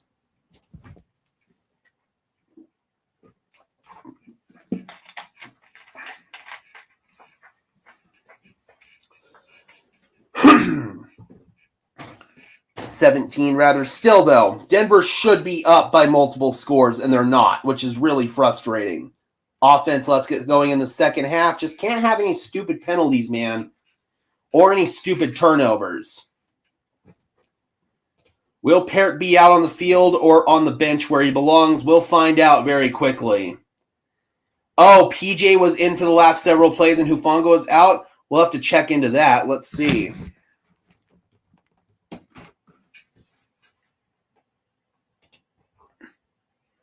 Yeah, Twitter's freaking out about the same thing. Oh, looks like he had like an issue with tape or shoe or something like that, according to Parker Gabriel. So just an equipment malfunction. He'll be back. Nothing serious. All right, so the Broncos hold the Jets to a field goal there on their opening drive coming out of halftime. 37 yards. Yeah, good field position, promising drive. This is a big drive here offensively. You have an opportunity, if you get a touchdown and go for two, to take a 2-score lead.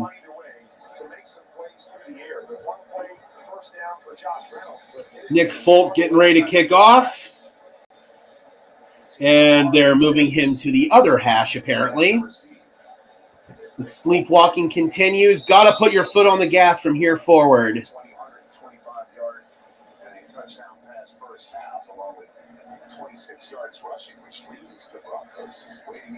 There's the kickoff. And he's going to take it out. Marvin Mims. Ooh, not a great return. He's chopped down just across the 20 at the 23. So a couple of poor returns from Marvin Mims. Good coverage by the Jets. Stone Smart, their backup tight end. Really nice tackle. So here comes Bo Nix. Give it out.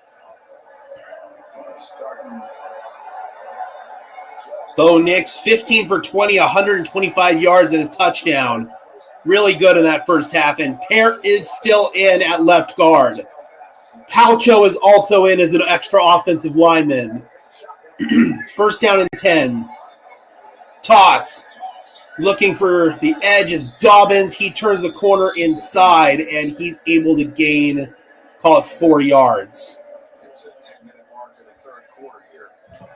Yeah, special teams, not great, Bob. Second down and 6. 10 minutes and counting left in the third quarter.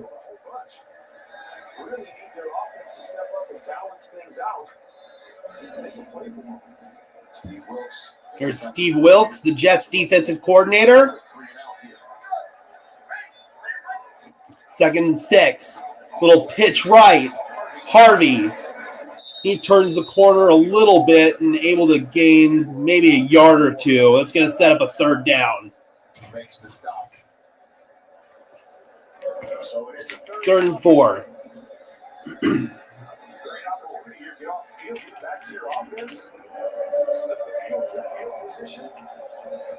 Jaleel McLaughlin checks into the game. All right, this is a third down and manageable here, and they're going to get under center for this one. Interesting decision on third down and 4. Play action, Nix fires, screen is dropped by Jaleel. I don't like that play call. And there's a flag. Legal man downfield. I do not like that call. Quick 3 and out.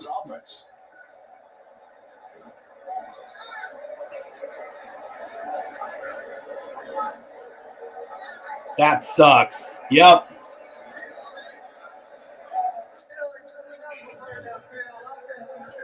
Not good. Not good at all. You're letting him back in. You're definitely letting him back in. I agree. That was a poor play call. It really was. That was dumb.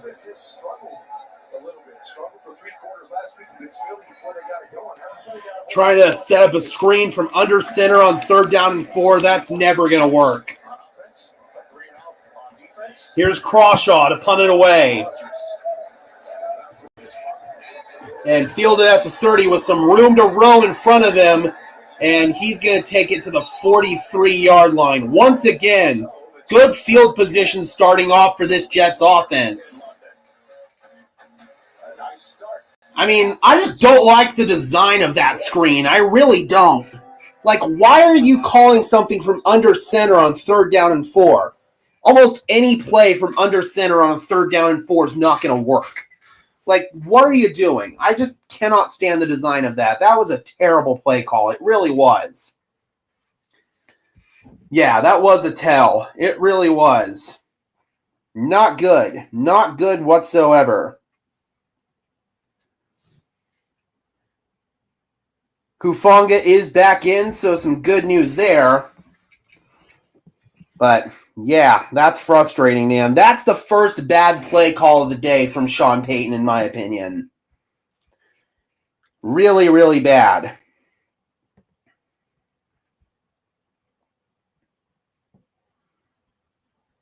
I mean, even if Jaleel had caught that, there was still going to be an ineligible man downfield. That was just a bad play call.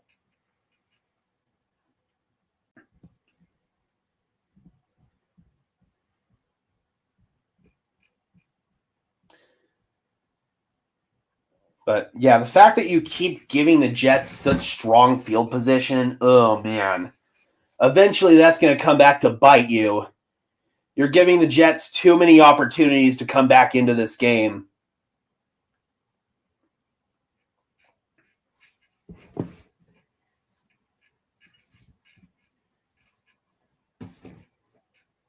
Little bit, John, little bit. They can't get out of their own way.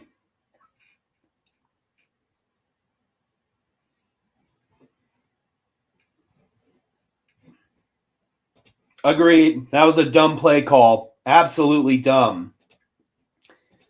See, and that was the game plan coming in, according to Benjamin Albright, but it might be time to abandon that game plan.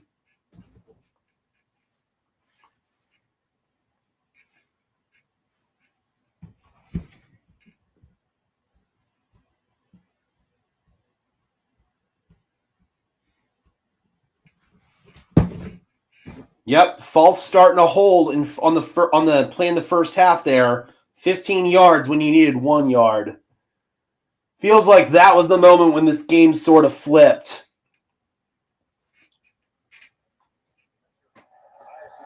This season, and the Jets offense talked about it coming into the week that they have to play fast.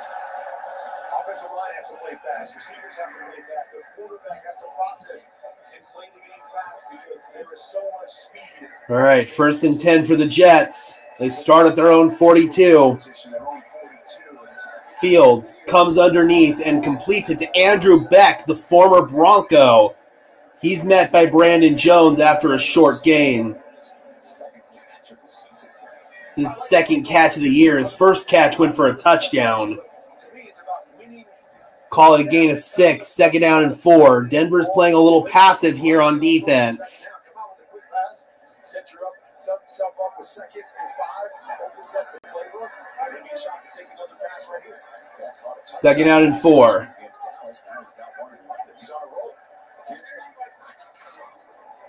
We're going to run it up the gut. And near the 1st down is Breece Hall. Mark him a little bit short. 3rd down and short coming up. 8 minutes to play in the 3rd quarter. Nice little run right there. You set yourself up 3rd and short. Again, this is where you can use Justin Fields' legs. We've seen a couple zone reads so far. He's so elusive out in space, or at least the threat of his legs.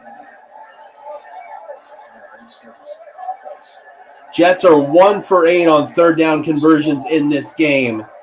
This one's as easy as it gets. Fields kills it at the line. He's going to keep it, and looks like he just got enough.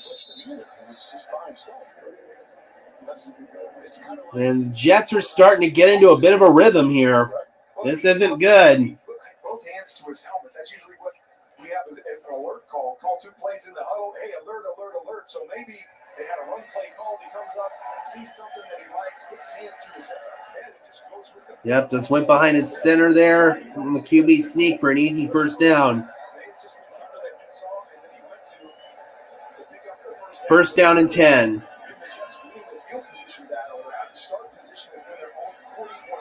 6 minute 50 and counting in the third quarter.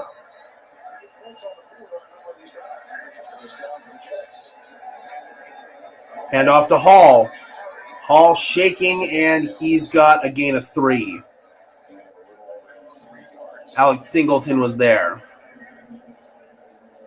Hall getting closer to 40 yards rushing on the day. Fields just 34 yards passing. He has 23 yards on the ground himself. That's basically been the offense. 3 passes caught by Josh Reynolds. Agreed, Joe. VJ is playing too soft. Second down and 7. Double-digit targets on the season. From Justin Fields, 2nd and 7. From the Denver 44. Ooh, little bobbled exchange there. Hall finally gets it, and he's tracked in the backfield there. Alex Singleton and Talanoa Hufanga were there. And that's going to bring up a 3rd down here for the Jets. That was a busted play from the get-go. Hufanga came downhill to play it. It looked like the handoff was a little bad. Hufanga missed the initial tackle. Singleton cleaned it up. Hufanga got up and rallied and helped in the tackle as well. So that's going to bring up a 3rd down and 8. Let's see if we can get off the field here. From the Denver 45. Fields takes the snap. Fields fires, and it's broken up. Incomplete. Pat Surtain looking for Garrett Wilson, and Denver does get the stop that they need. Time to punt. They did indeed get a stop, Brad. Good stuff. Great play by Pat Surtain. Just drove on it and broke it up. Great play. Who else? Exactly, Bronco fan. Who else?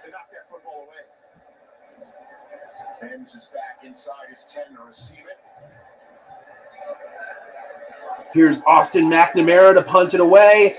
Denver was late getting their last guy on the field. They only had 10 guys on the field.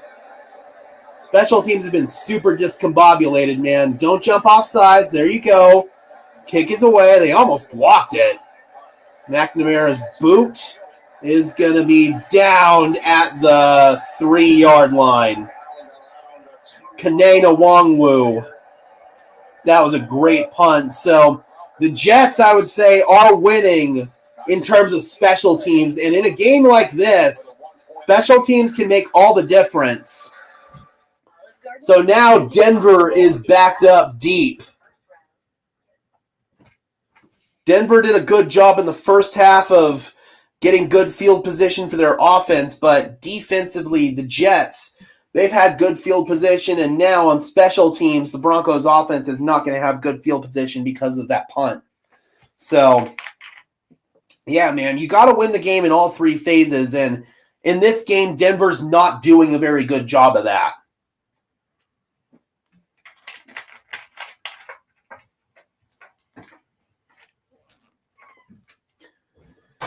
Need a long pass play and put the Jets in catch-up mode? Absolutely.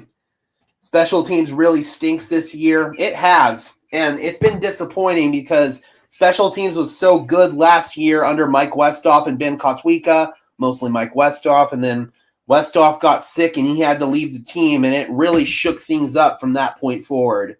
Special teams has not been nearly as good since Mike Westhoff left.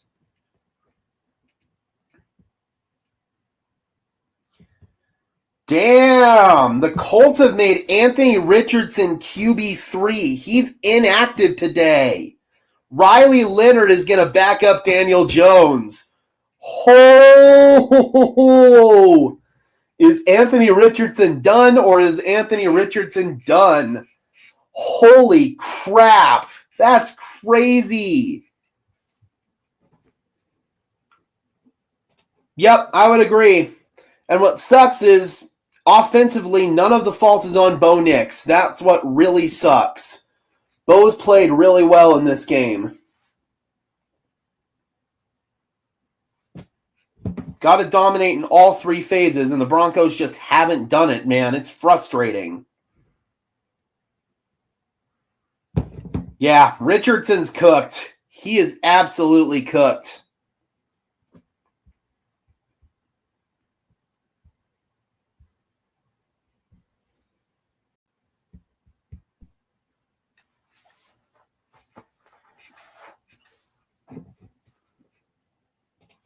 Yes, Parrott has been the weak link on offense, but Pat Bryant and Troy Franklin certainly haven't helped matters either.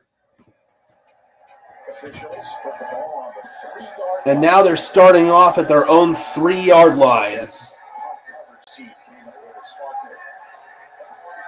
Parrott is still in there at left guard. Nix is in the gun. Fake the handoff. Nix dropping deep in his end zone and now fires. Passes incomplete. There is a flag. There's 2 flags, actually. Brandon Stevens on the coverage on Troy Franklin. They're going to get him, but there was a flag before that. Let's see what it was. These fouls might offset.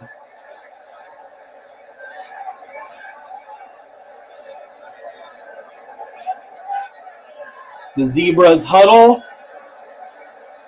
There's now 4 Zebras chit-chatting about it. Denver Broncos. Both call them Zebras. Oh, no, there's a 5th zebra in there.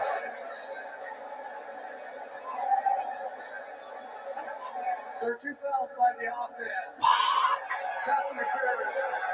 Ah, come on.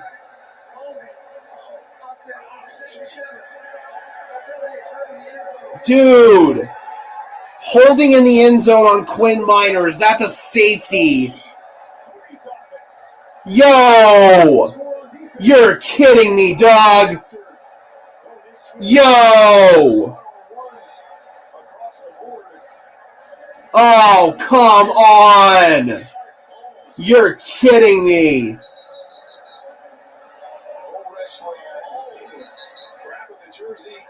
Yeah, Bowles was holding. They called 77. It was actually 72. But I don't know about the OPI. I didn't see that, but it doesn't matter because there was holding in the end zone. That's a safety. And the New York Jets take the lead, and they're going to get the ball. So the Jets special teams pins the Broncos back, and then the first special teams, man. Special teams has lost the Broncos this game. Come on, dude. Come on. Special teams and penalties. And the Broncos are in dire duress right now. This sucks. And now the Jets fans are coming alive there in London.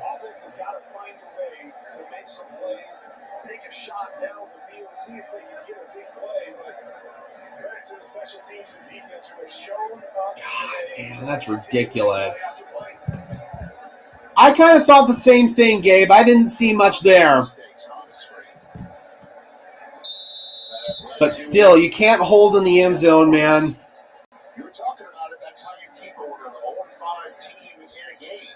Yes, that's exactly how you keep an 0-5 team in a game. It's bull. This Broncos team is so much better than this Jets team. So much better. So much better. I don't even think it's the fact that that the Broncos are overlooking the Jets. They're just playing bad football. I don't think it's a matter of overlooking your opponent. It's just not playing your best football when you need to. And now I got to change this stupid scoreboard here. Good Lord, man. Spinning in the backfield there is Breece Hall, and he's going to be met right away. No gain, Justin Sternod.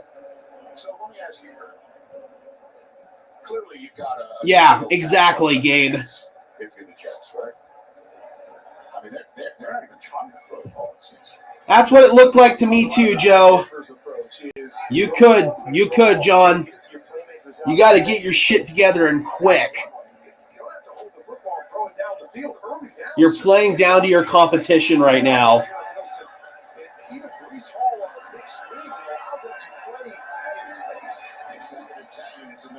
It's going to be another run for Hall. Good push again by this Jets line. And Hall a little slow to get up. He finally pops up. It's going to bring up a 3rd down and 5. Got to get off the field, boys. Got to get off the field. Not every route in your route tree is going to be past this 5-yard mark, so you can really run anything you play, but you don't have to hold the football and throw it down the field. 3rd and 5. Jets just Broncos showing blitz. Both of their linebackers are mugged up. Let's see if they drop out. They do. Fields, nowhere to go, and he's sacked. Talanoa Hufanga.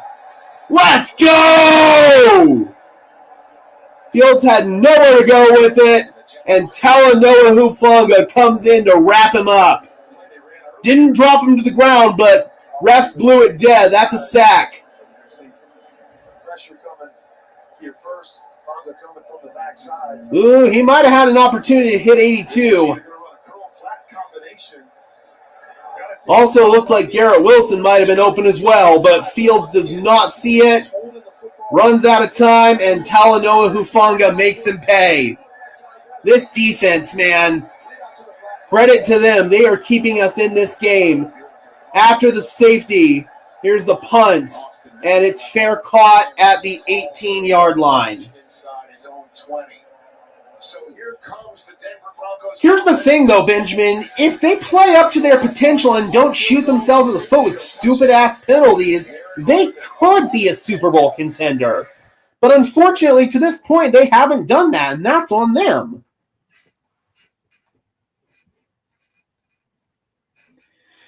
If the Broncos had played up to their potential, it could have been, BK. But, again, they've shot themselves in the foot one too many times. Stupid penalties, that early turnover. Matt Parrott has been a liability. The offensive line in general, I would say, has been a liability in this one. The one bright spot on offense has actually been Bo Nix. He's been really good. But he can't dig this team out of holes that they dig themselves into. And unfortunately, that's all this team has been doing all game long with penalties and stupid turnovers. It's ridiculous. I mean, you had a 3rd down and inches, and you ended up backing yourself up 15 yards because of 2 consecutive penalties. A false start on Pat Bryant and then a hold on Matt Parrott. You had to punt on that, and ever since then, this game has been in favor of the New York Jets. So, yeah, man, you just can't shoot yourself in the foot like that. Granted, Bo Nix did slide short of the line to gain right there, but still, you had 2 opportunities that you completely blew to get a 1st down on that one, and you didn't do it.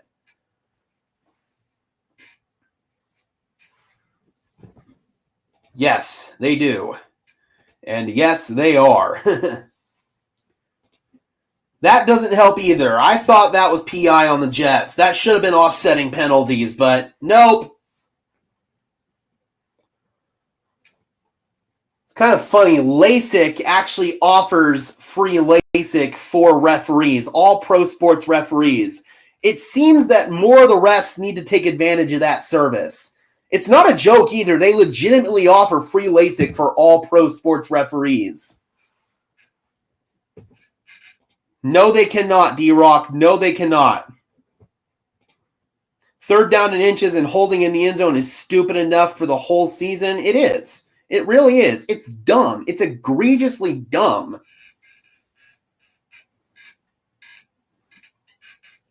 And like I said, the one bright spot on offense has been Bo Nix. Sean Payton's got run it written at the top of his play sheet.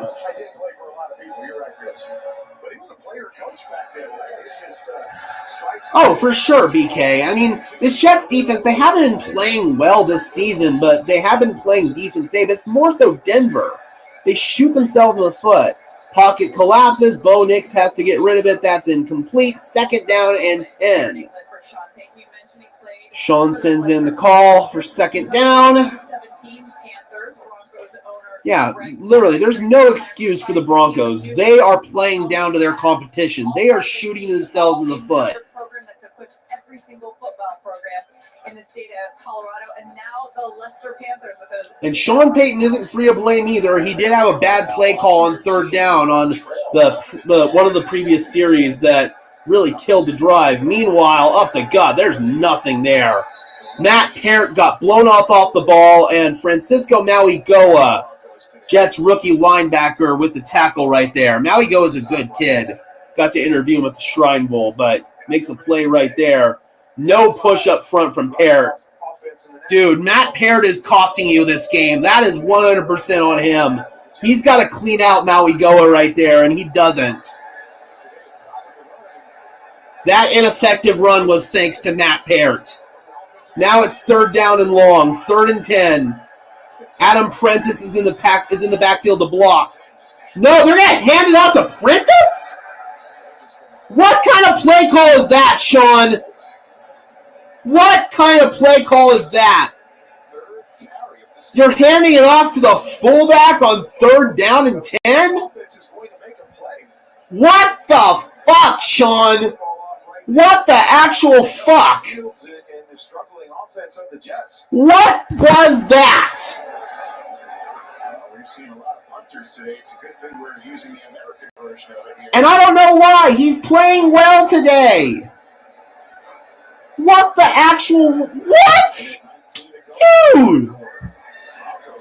What kind of play call was that, Sean?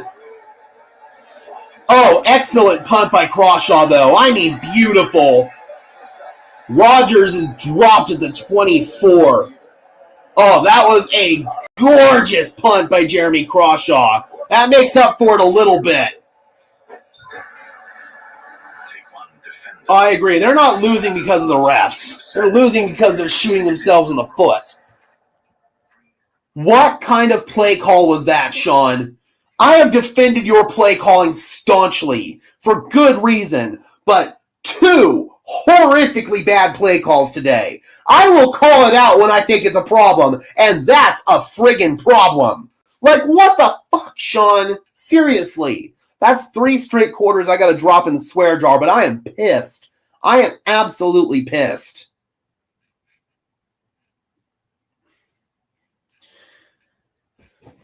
Well, even if they had missed that PI, you were still holding in the end zone, dude. Like, come on. You're shooting yourself in the foot. This is the Denver Broncos playing down to their competition. Quick slant to Garrett Wilson.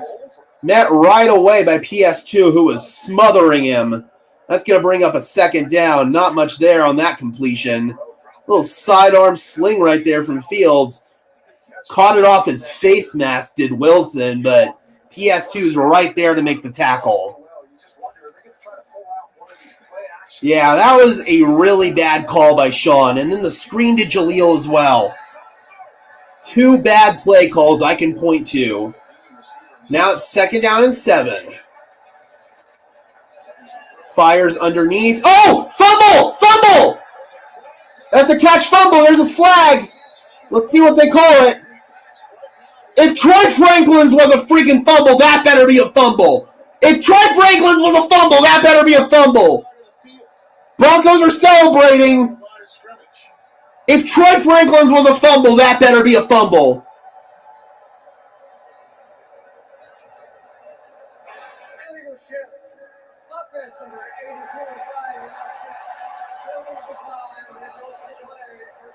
Okay.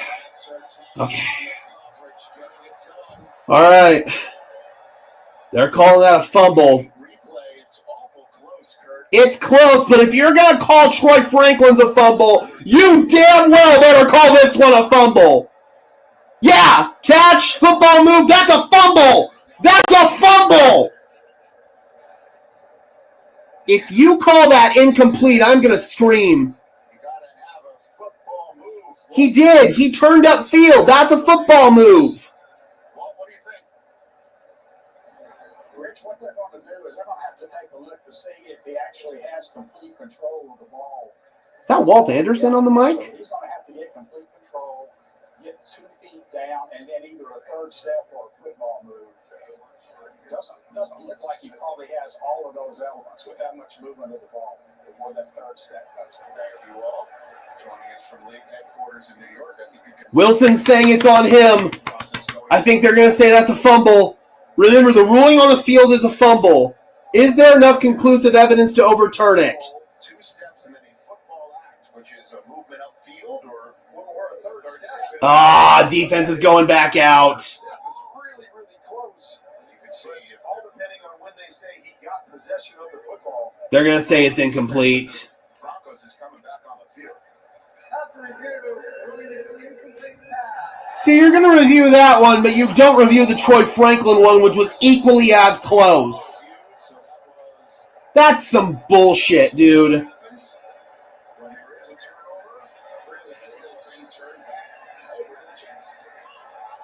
Ugh! What a break for the Jets, indeed. That's bull. That is bull. Sean's pissed, and rightfully so. If you're going to call the Troy Franklin one a fumble, and you're not going to call that one a fumble, that's bull. 3rd down and 6. Come on, we need a ball don't lie moment here, please.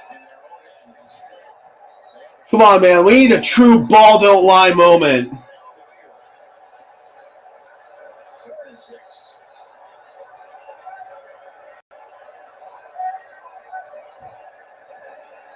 Fields has some time. Time runs out, and he's sacked by Cooper. Sternad there as well. Fields' helmet came off, and there's your ball don't lie sack. And that should take us to the end of the quarter. Dude, that was a ball don't lie sack right there, man. Fields staring down the rush. Nothing was there. All right, into the quarter. I'm going to do a quick connection reset, guys. We're going to drop for 30 seconds, and then we will be back. So we're going to do that right now, guys.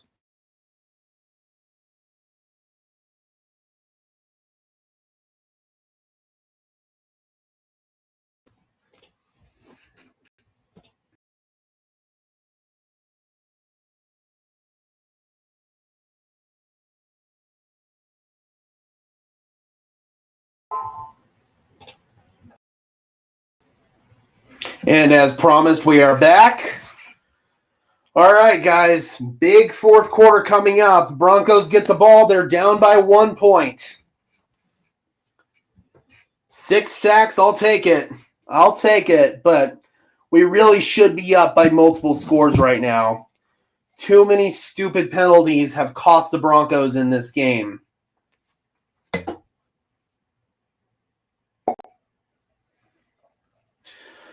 All right, guys, here we go. This is going to be a big quarter coming up. It is 9:52. We're about an hour away from the early window game starting. Yes, Parrott is struggling big time. He's cost the Broncos at least 6 points. And then Garrett Bowles cost us another 2 by holding in the end zone.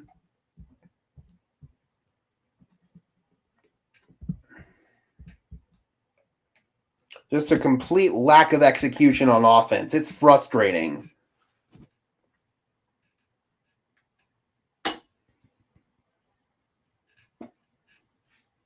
Four for 11 on 3rd down. That's disgusting. That's disgusting. You cannot win with that number. That is egregious. Yeah, the play calling's had some suspect moments. It definitely has.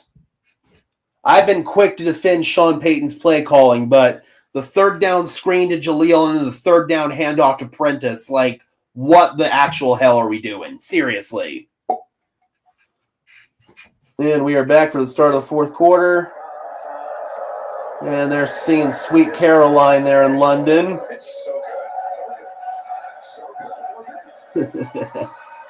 Broncos country well represented in this game. Lots of orange and blue in the stands. Here's the punt from McNamara. Big punt. Fair caught by Marvin Mims at the 25-yard line. He's a little frustrated. He thinks he probably could have returned that.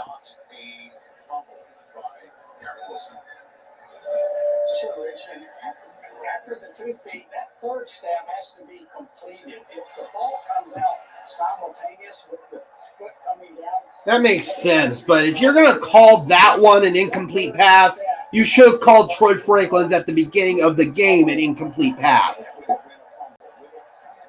The Broncos have literally gifted the New York Jets every single point that they have. Every single point.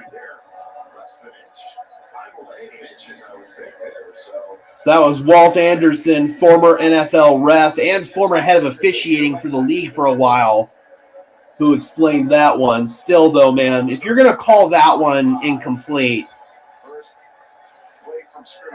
first down and 10. Handoff. Dobbins lowering his shoulder for a gain of 4. The run game has been a struggle for the Broncos in this game.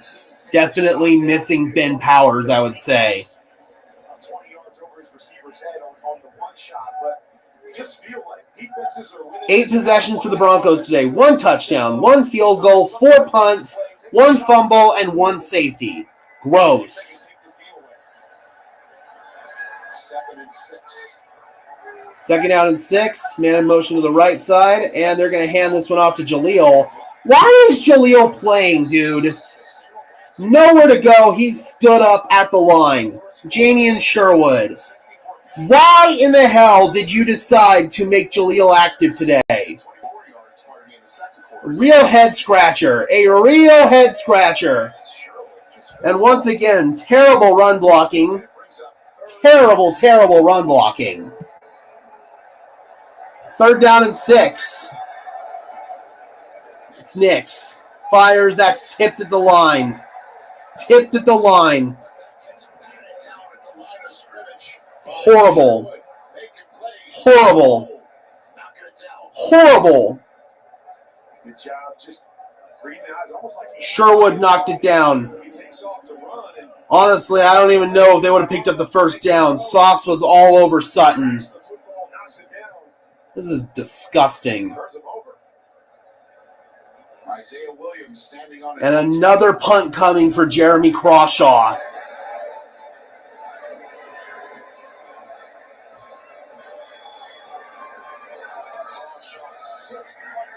Sixth punt of this game. It's a good one to the 20. Some room to roam. Uh-oh. Ooh, man. There's a flag. Okay, there's a flag.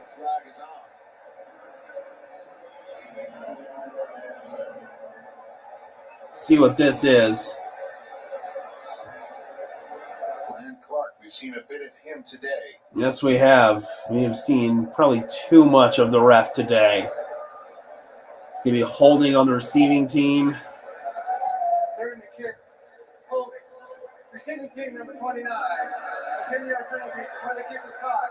First down. On to the second. All right. Jets day, so that's an improvement. Well, we will have Sean Payton's press conference after this game. Trust and believe that. Here in London.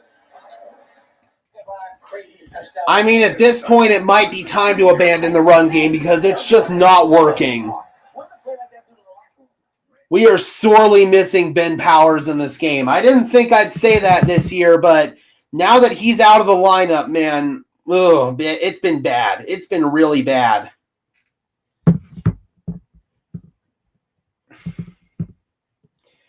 $61,000 people in the stands there at that stadium. God, man, this offense has been frustrating. And Matt, a big part of it's on Matt Parrott. A big part of this is on Matt Parrott.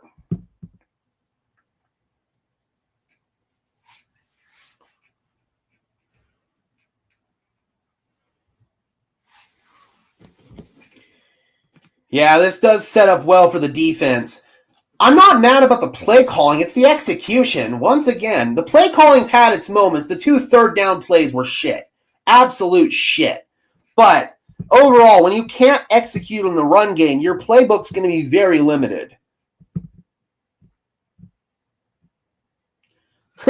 Brandon Perna broke his chair in the first quarter of this stream. Oh, man.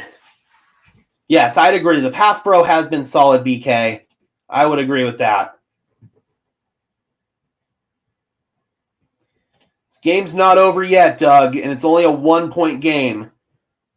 This Jets offense is not great, so trust me, we're still in this game, but it should not be this close. It should not be this close.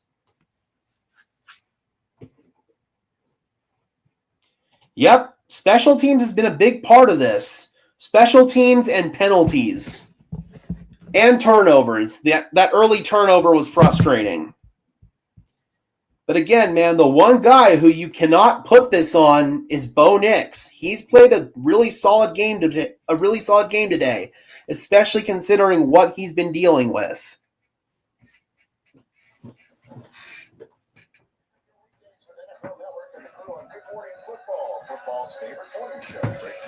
And that's what they were doing early on in this game, so I think it's time to go back to it.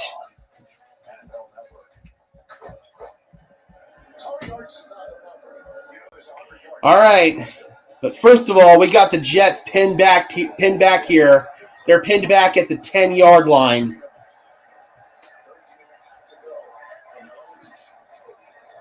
And they're going to run it with Breece Hall. Missed tackle in the backfield by Malcolm Roach. He's pissed off. And they're going to give him, looked like 4. That was a really weird angle on that play. Call it 3. I don't normally mind the sky cam angle, but you got to tilt it up a little bit more. 2nd down and 7. We need a stop here. See if Denver wants to come with some pressure. Yeah, they do. It's Brandon Jones. And spinning out of the tackle is Breece Hall, and he's got the first down. Justin Sternad had him, and he spun out of it. This linebacker play for Denver. Woof.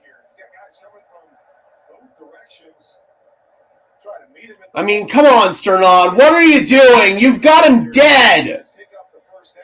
And he's able to spin out of that tackle for the first down. What are you doing? First down and 10.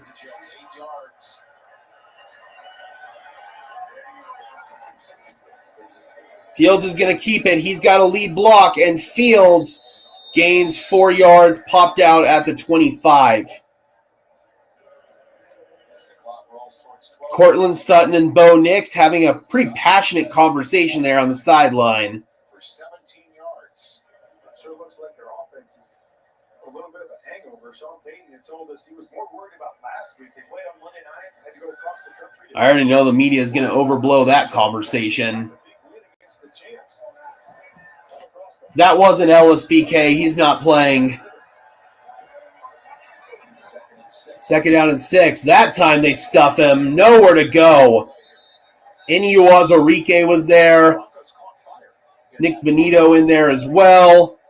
And that's going to bring up a 3rd down. Come on, boys. Got to get off the field, please.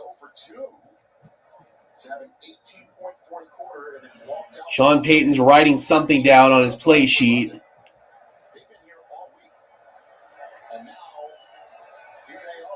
3rd down and 5.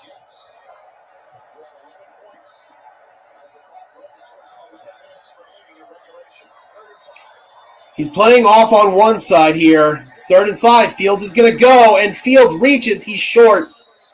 He's short. 4th down. 4th down. Let's see if the Jets go for it here. I think Aaron Glenn's saying punt. Yeah, he's down. That's short. It's down about a yard short. What is Aaron Glenn going to do? I think he said punt. No, they're going.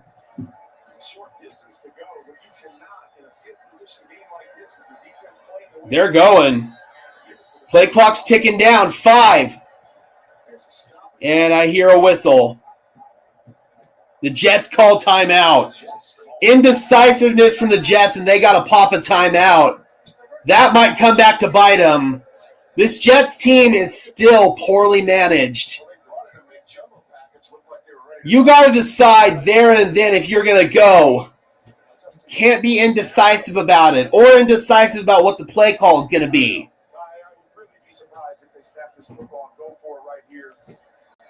So, well, now you can't even get up and hard count him because you already popped your timeout. Unless you want to take a delay a game. This is going to be a really interesting decision here for Aaron Glenn. They should punt, and they should have punted before they popped the timeout, but yeah, this is the right move, but I don't know why you wasted all that time and popped the timeout. That's pretty dumb by the Jets, honestly.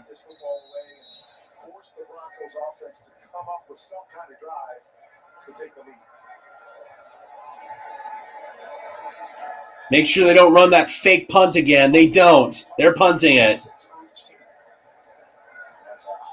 Fair catch made by Mims at the 26. Broncos want a penalty. There was somebody in Mims' face right there, but no foul.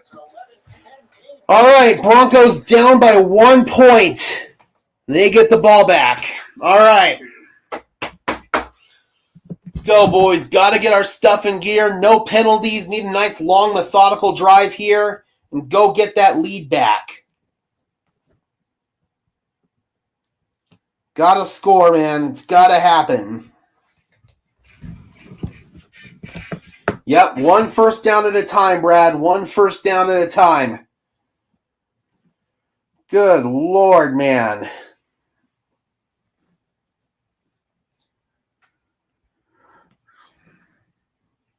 Oh, wow. Anthony Richardson suffered an eye injury during pregame warm-ups. That's why he's out today. Interesting.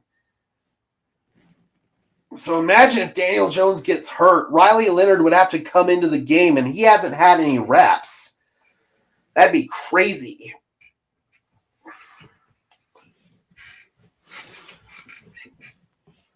Dan says we need to go back to the air attack. We'll see what Sean wants to do. I hope he does.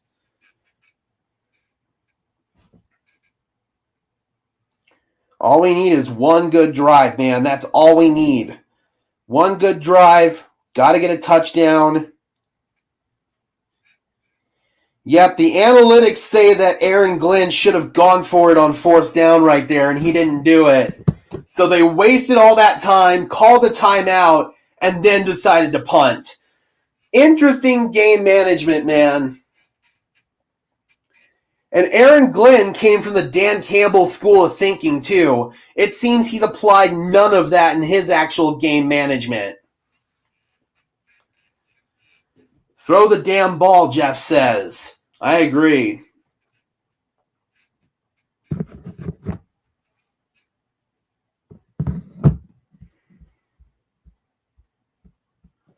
All right, let's go. All we need is 1 drive.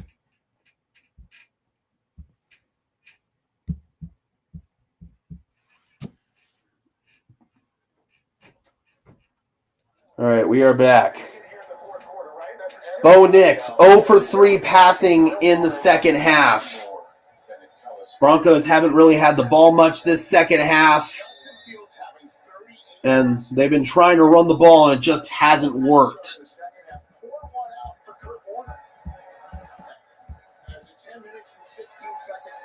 First down and 10. Franklin in motion. Nix rolling. Nix looking. Nix pumping. Nix throws it away. Nothing there on that play. Was looking for Ingram and was looking for Franklin downfield. Neither one of them were there. Second down and 10. Steve Wilkes sending in the call on defense.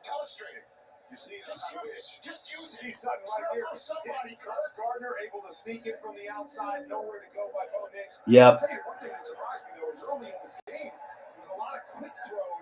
Second down and 10. Broncos have an extra offensive lineman in Palcho. Fake. Nix fires, and that is caught. What a catch.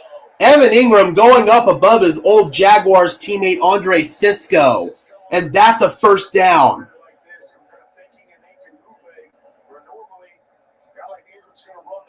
I disagree with that, Brian. I definitely disagree with that. Sean Payton's dialed up some nice plays this year. The Broncos just haven't executed all of them. Since the second quarter for Bo Nix. First down and 10. Time to go in regulation. Handoff. Harvey. Not much there. Gain of about 2.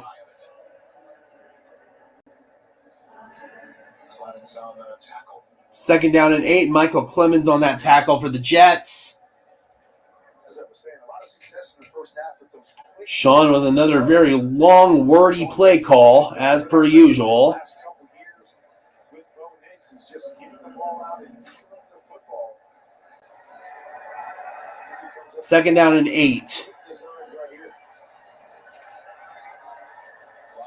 Broncos at their own 40. Clock's ticking. Nix comes underneath. It's Harvey, and Harvey can't spin out of trouble, and that's going to bring up a third down and long for the Broncos. This offense cannot do anything here in the second half, man. That's exactly what the Broncos are looking for. That's going to bring up a third down and 8. Young running back on the right-hand side, and I believe he's going to make somebody miss, and Stevens coming up making a nice open field tackle. No gain. Brings up third and 8. Nearly 8 minutes to go here in time. Nix comes underneath. Mims wide open. Mims makes the tackle miss, and Mims able to take it to the 34-yard line.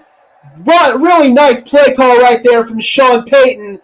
Wide open is Mims out of the backfield. Bo gets it to him on the wheel route. Really nice wrinkle. I love when they put Mims in the backfield. Linebacker had to cover him one-on-one. Jamian Sherwood had to get across the field to do it. That was a great play call by Sean Payton. Really great play call. First and 10 from the 34-yard line. Handoff. It's Dobbins. And Dobbins, with probably his best run of the day, gains 8 or 9 yards. That's going to bring up a second down and short. 7:42 and counting in the fourth quarter. Feel good about being able to take the lead, but with the struggles of the Jets offense right now, Sean Payton has to be, and we've got to put 7 on the board. Indeed. Their offense. It's critical. You have to. Second down and 2. Back to Dobbins. He's got a first down, running behind that line, takes it to the 20-yard line, pushing that pile. Got to cash in. Approaching 7 minutes left to play in the game. Yeah, the Giants do worry me a little bit next week. And by a little bit, I mean a lot. Their defensive line is a problem. First down and 10. Bo Nix working that hard count. Makes a check at the line of scrimmage. Nix looking, comes underneath, pass is caught by Bryant, and Bryant tumbling and stumbling. He's got the first down. That'll keep the clock running. 6.5 minutes and counting left to play. All right, boys, we've got to get a touchdown here. Yep, nice catch by Bryant right there. Able to recover that one. First down and goal now. Got to score. First and goal from the 9. Probably the worst place to be in first and goal. Fake it. Nix in trouble. Darts it. Nothing there. Had a man in his face. Second and goal. Stops the clock at 5:59.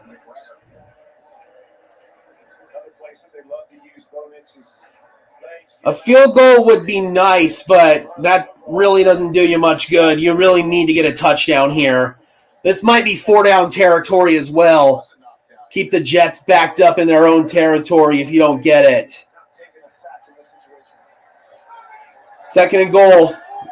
Play clock ticking. Nix is making a check at the line. They got to go. 5, 4, 3, 2, 1. They just got it away. It's Dobbins, and, oh, they crash in on that immediately. Jets were ready for that. Dobbins stopped, no gain. Jarvis Brownlee was there for the Jets. It's going to bring him a 3rd down and goal.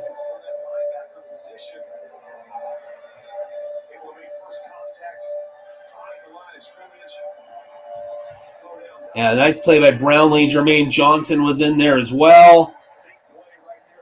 This is a big 3rd down. Big 3rd down.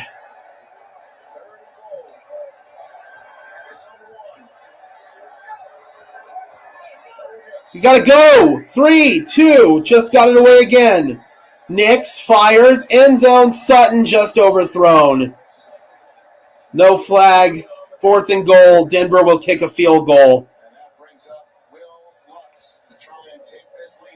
Oh, boy. Really needed a touchdown there.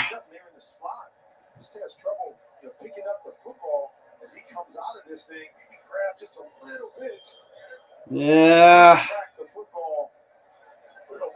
Yeah, I don't think that was catchable, and that wasn't really interference either. All right, big kick for Will Lutz, 27 yards to take the lead back, which he does. All right, so the Denver Broncos with 5 minutes and 6 seconds in the game now lead by 2. Jets can take the lead back with a field goal.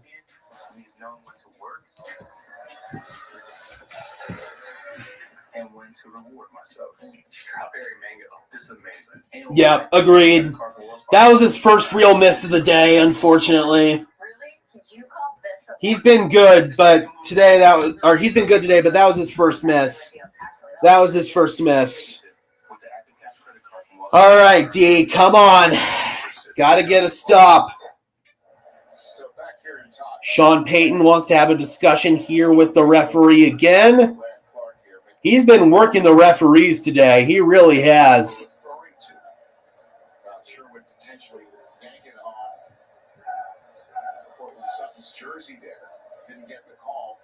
Yeah, but that ball wasn't catchable. It was too high.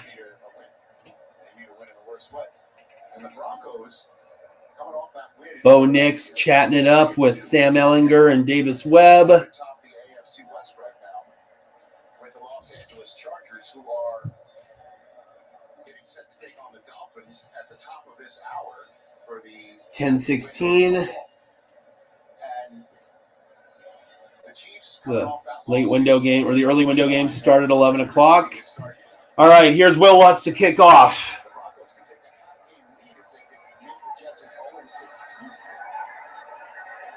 Ooh, ankle tackle. Ball! Ball!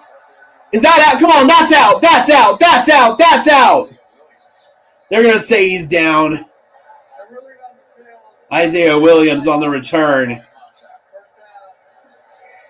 Yeah, they're going to say he was down. Let's see. Got to make sure. Yes, he's down. Elbows down. That caused the fumble. So that is 1st down and 10 for the Jets.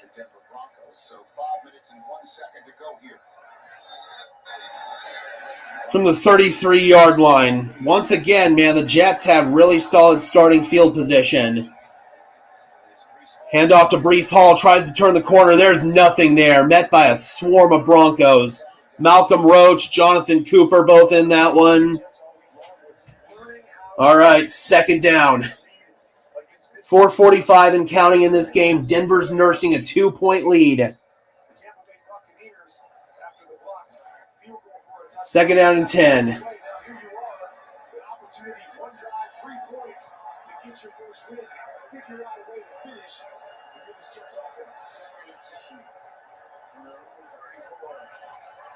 Fields comes outside. Wide pass. Oh, that was a terrible throw. Garrett Wilson was wide open, and Fields missed him horribly. 3rd down and 10, and Wilson's limping after that. Got to watch that. Wilson's the only resemblance of a passing attack they have, and that was just a terrible throw by Justin Fields. Puts it way behind him. That was a horrible miss. And Fields knows he missed, and Wilson is shaken up. He's holding his back. 3rd down and 10. Clock's ticking for the Jets. Fields in trouble. Oh, he's down. Nick Bonito beats the left tackle Fashanu immediately. And down he goes. That was a heat-seeking missile-type sack by Nick Bonito. And that is why he is the Defensive Player of the Year as of right now. Yep, not even close, man. Beat him clean right off the line. Fields had no chance. Nick Bonito is insane, dude. Defensive Player of the Year, and here's the punt. Now Denver can run this clock out. It's a short punt at that. Does take a Jets bounce. And they're going to watch it roll. It turns into a really good punt for them. Lucky result on that bounce. They down it at the 15-yard line. That was not a good punt, but they got a really lucky bounce on it. But Nick Bonito, dude. All right, guys. Got to run the clock out here. Get some first downs. Start making the Jets think about burning their timeouts. And Aaron Glenn had to take that timeout after his indecisiveness. Was he going to punt or was he going to go for it? He drained the clock, took a timeout. Now they only have 2 timeouts in a game where they might need all 3 of their timeouts. This is huge, man. Dobbins has some blocking in front, able to lower through it and get 4 yards. And did the Jets call timeout here? The clock stopped. I want to say the Jets called their timeout, their second. They sure did. 3:22, the Jets just called their second timeout. They gave him a 3-yard gain there. It's 2nd down and 7. You got to be smart here because you can't just go run, pass. You want to keep the clock running here, make the Jets burn their last timeout. But you got to get a first down. Got to get a first down.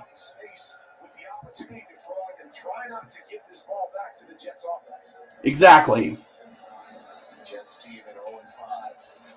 2nd down and 7. Let's see what the call is. I'd run it again here, to be perfectly honest. I'd rather keep the clock running or make them burn that last time out.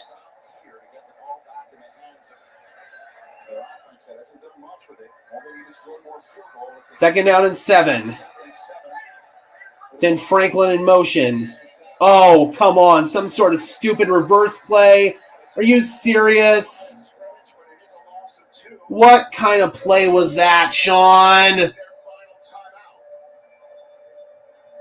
Come on, Sean.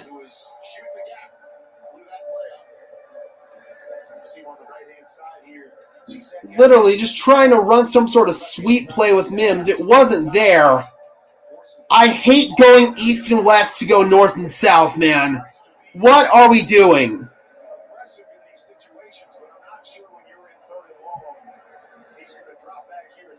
Now you're in 3rd down and long. The Jets called their last timeout. Sean is not pleased. You shouldn't be pleased with yourself, Sean.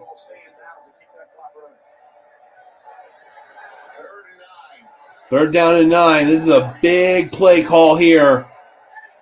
Franklin in motion. Nix. He's going to throw it. In trouble. Nix is sacked. Oh, God, Bo. At least it keeps the clock running, but, oh, this isn't good. Defense is going to need to come up with a stop. So Denver's going to take this clock all the way down. Defense is going to need to get a stop.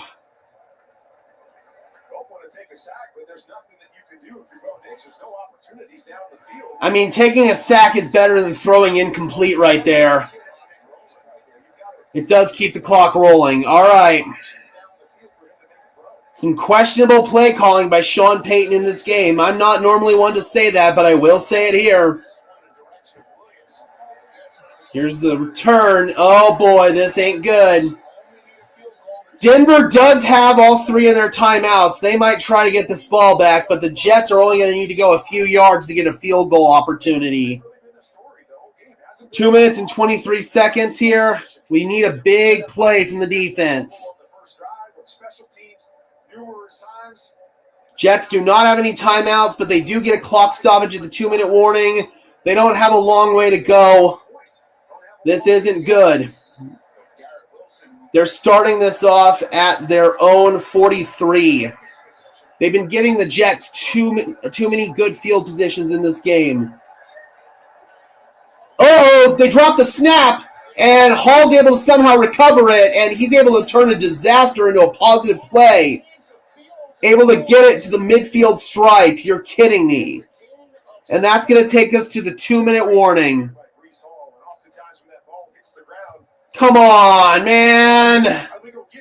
Nick Bonito had a chance to make a tackle right there and missed.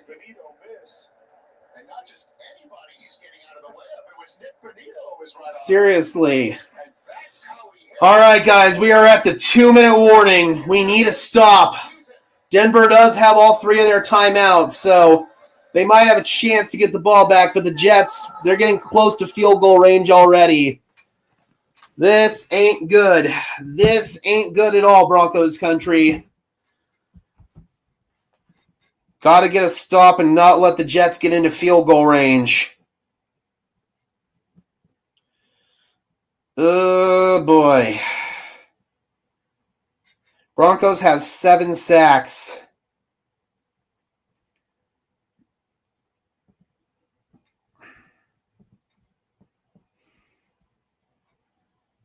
Yeah, Sean deserves some blame for this. He deserves quite a bit of blame for this.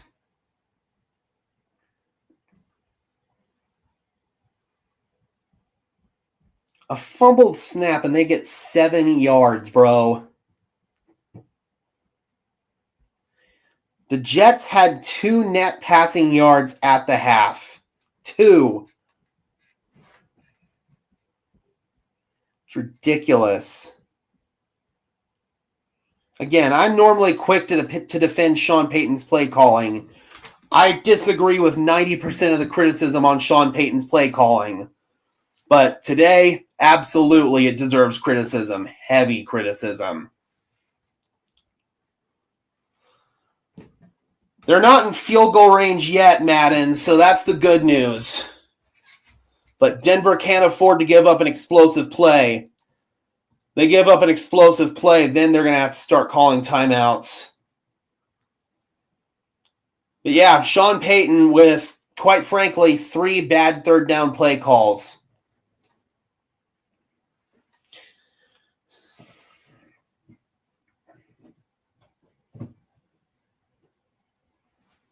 Jets have a total of 88 yards, and they might have a chance to win this game. Think about that.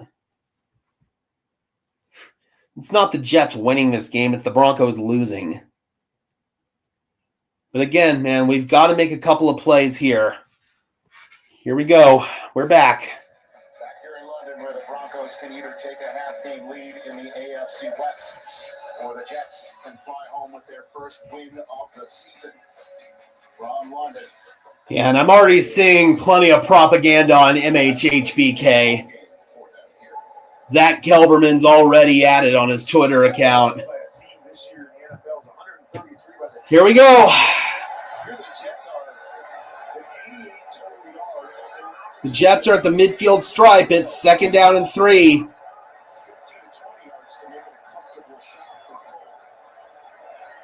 It's Hall. Lowers his shoulder into Hufanga, and he's got the first down. And Denver might start thinking about calling timeouts now.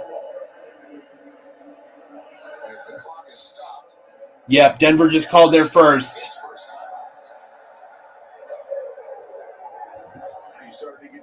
Yep, sure will, BK. It'll be after the press conferences, but I will be doing a post game.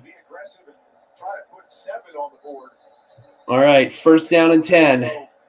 If they do happen to make the kick, let's use our timeouts. Try to get them in a 3-down situation here. Get it back for Bo Nix and see if we can go win this thing. Yep, absolutely. Folks,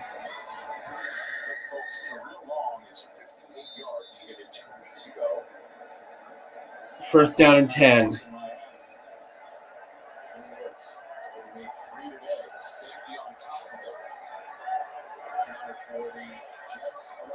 They're close to field goal range. We need a big play to knock them out. Fields. And there it is! He takes a sack! You cannot take a sack if you're Justin Fields. And he just did.